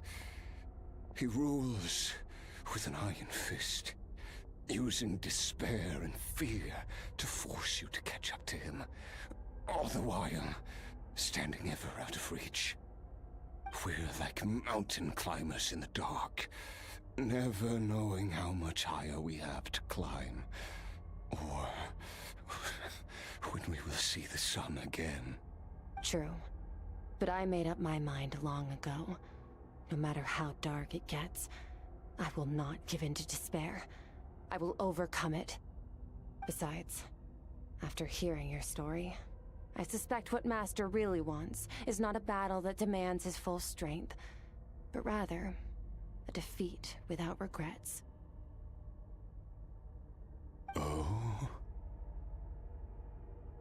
Since you're his friend, you must have some things in common. First time we came here, when you stabbed me through the fog and stole my power, I felt no emotion coming from that spike. But when you had to devote all your strength fighting me just now, I could feel joy and passion emanating from your blade. It was the joy of a researcher discovering the truth of the world, the joy of an artist uncovering a temple of wonders. Interesting. I'm certain I didn't express those emotions outright. Yet you were able to read them from my blade, like a glimpse into my inner world. You're right. That battle brought me an unbridled sense of joy, and my defeat brings me no regret whatsoever. Exactly. I think Master also craves a battle like that. One where his opponent forces him to use all his strength, unlock the extent of his potential, and transcend his own limits. A battle to end all battles. After which, all can come to an end, including, perhaps, his life. For that very reason, good and evil are meaningless to him. He has one purpose, one goal: to complete himself. It's one of the secrets to his strength. Perhaps you're right. Perhaps that is his goal. What a battle that would be. Oh, to witness such a... He's at his limit. Are you okay? Too many different kinds of power are surging through my body. The curse of immortality allows it all to coexist, but it does not remove the pain. I won't be able to hold on to my sanity for much longer. What a shame. I would have loved to witness that battle.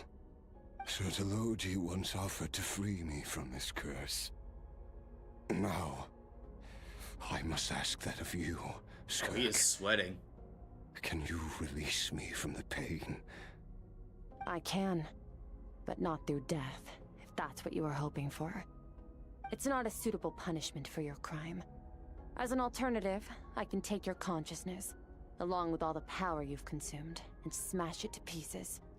The impurities will dissipate, and under the curse of immortality, your mind and body will regenerate. When that process is complete, you will be back to who you were before, no longer tortured by powers you can't control. But it will be a time-consuming and painful process. The decision is yours to make. I accept. And who knows? Perhaps I'll wake up in time to witness your great battle with Sertologi. I have faith that you'll be able to stand against him one day. Though I know it'll be a long and arduous road. If we are climbers in the dark, it appears the dawn has finally broken for me. But your ascent continues. At least, It looks like you are not alone on your journey. I will reach the top of this mountain, no matter what it takes. And you, Skofnunger, will be my witness at the end of all things. That's finally over. Let's get out of here.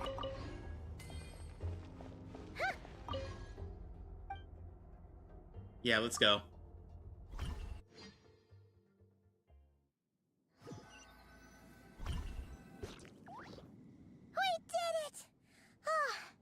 It's only been a few days, but it feels like forever.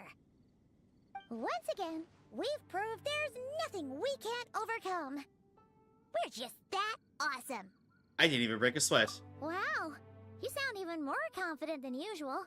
Guess you really have become stronger. Today sure went by fast. Ooh, excuse me. It's night already. Oh wait, that reminds Paimon. The stars you mentioned, the ones that died out, are they back now?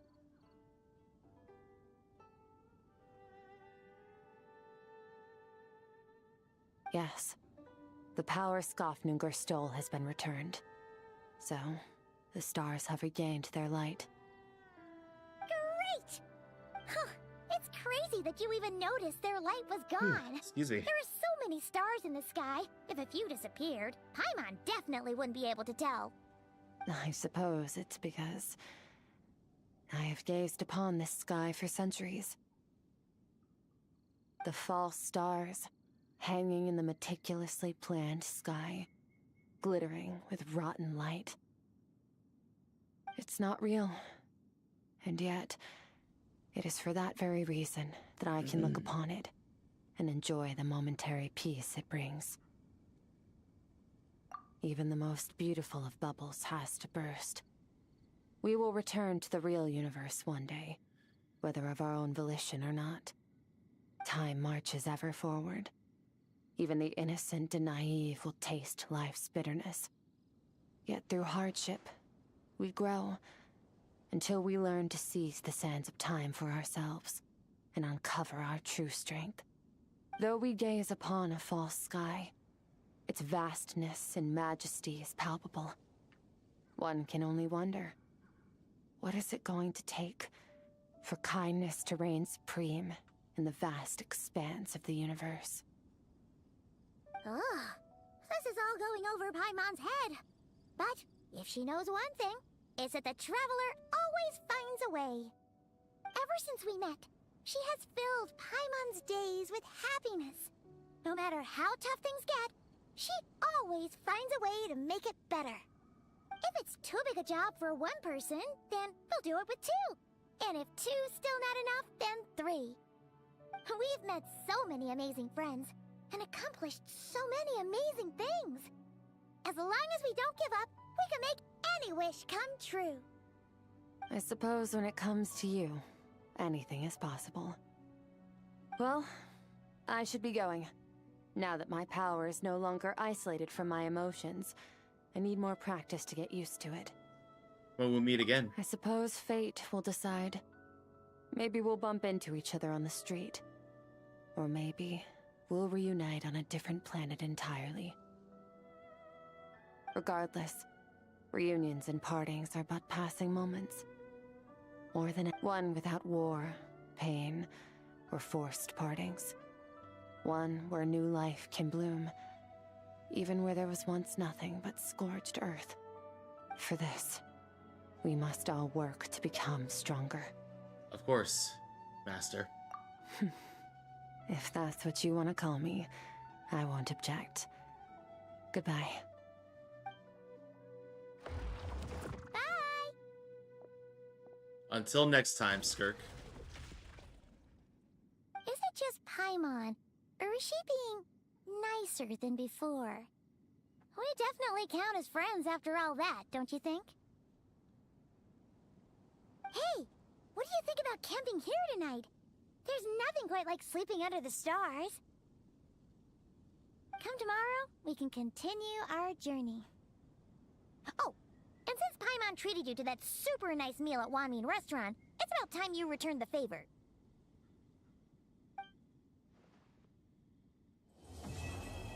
And we have finished the quest, everybody.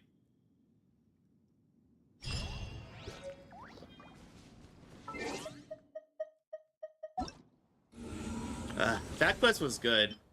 Great character development, not only for the Traveler, but also for Skirk. Like, it was just a great quest overall. You know, let's do one wish before you leave.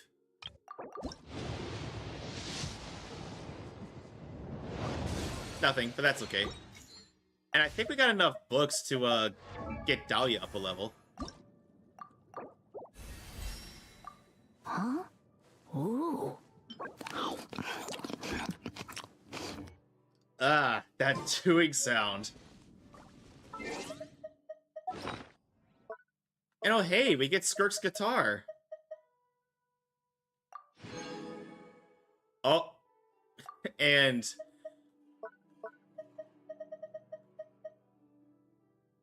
that's awesome.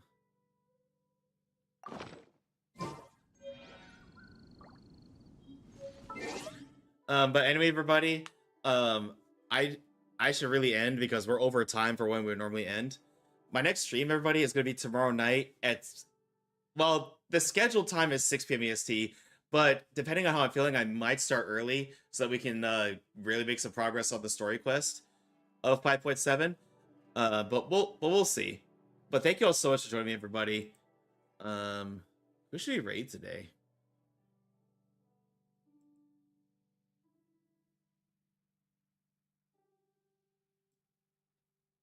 Oh, let's send a raid to Remedy. I think she's gonna be going for Skirk. But everybody, please stick around for the raid. You do get 250 bonus channel points if you do stick around for the raid. Obviously, if you like the streamer, drop them a follow, show them some love. We're gonna send a raid over to Remedy, who is currently playing Genshin, and I believe she's working towards getting Skirk. But copy paste the raid message, everybody. Copy paste the first raid message if you're a sub. Second one if you are not. Again, everybody, I will see y'all on Wednesday. No, not Wednesday. I'll see y'all tomorrow for more Genshin. But thank you all so much for joining me, everybody. Please go show Remy the same love you showed me, and I'll see all of you next time. Good night, everybody. Love you all.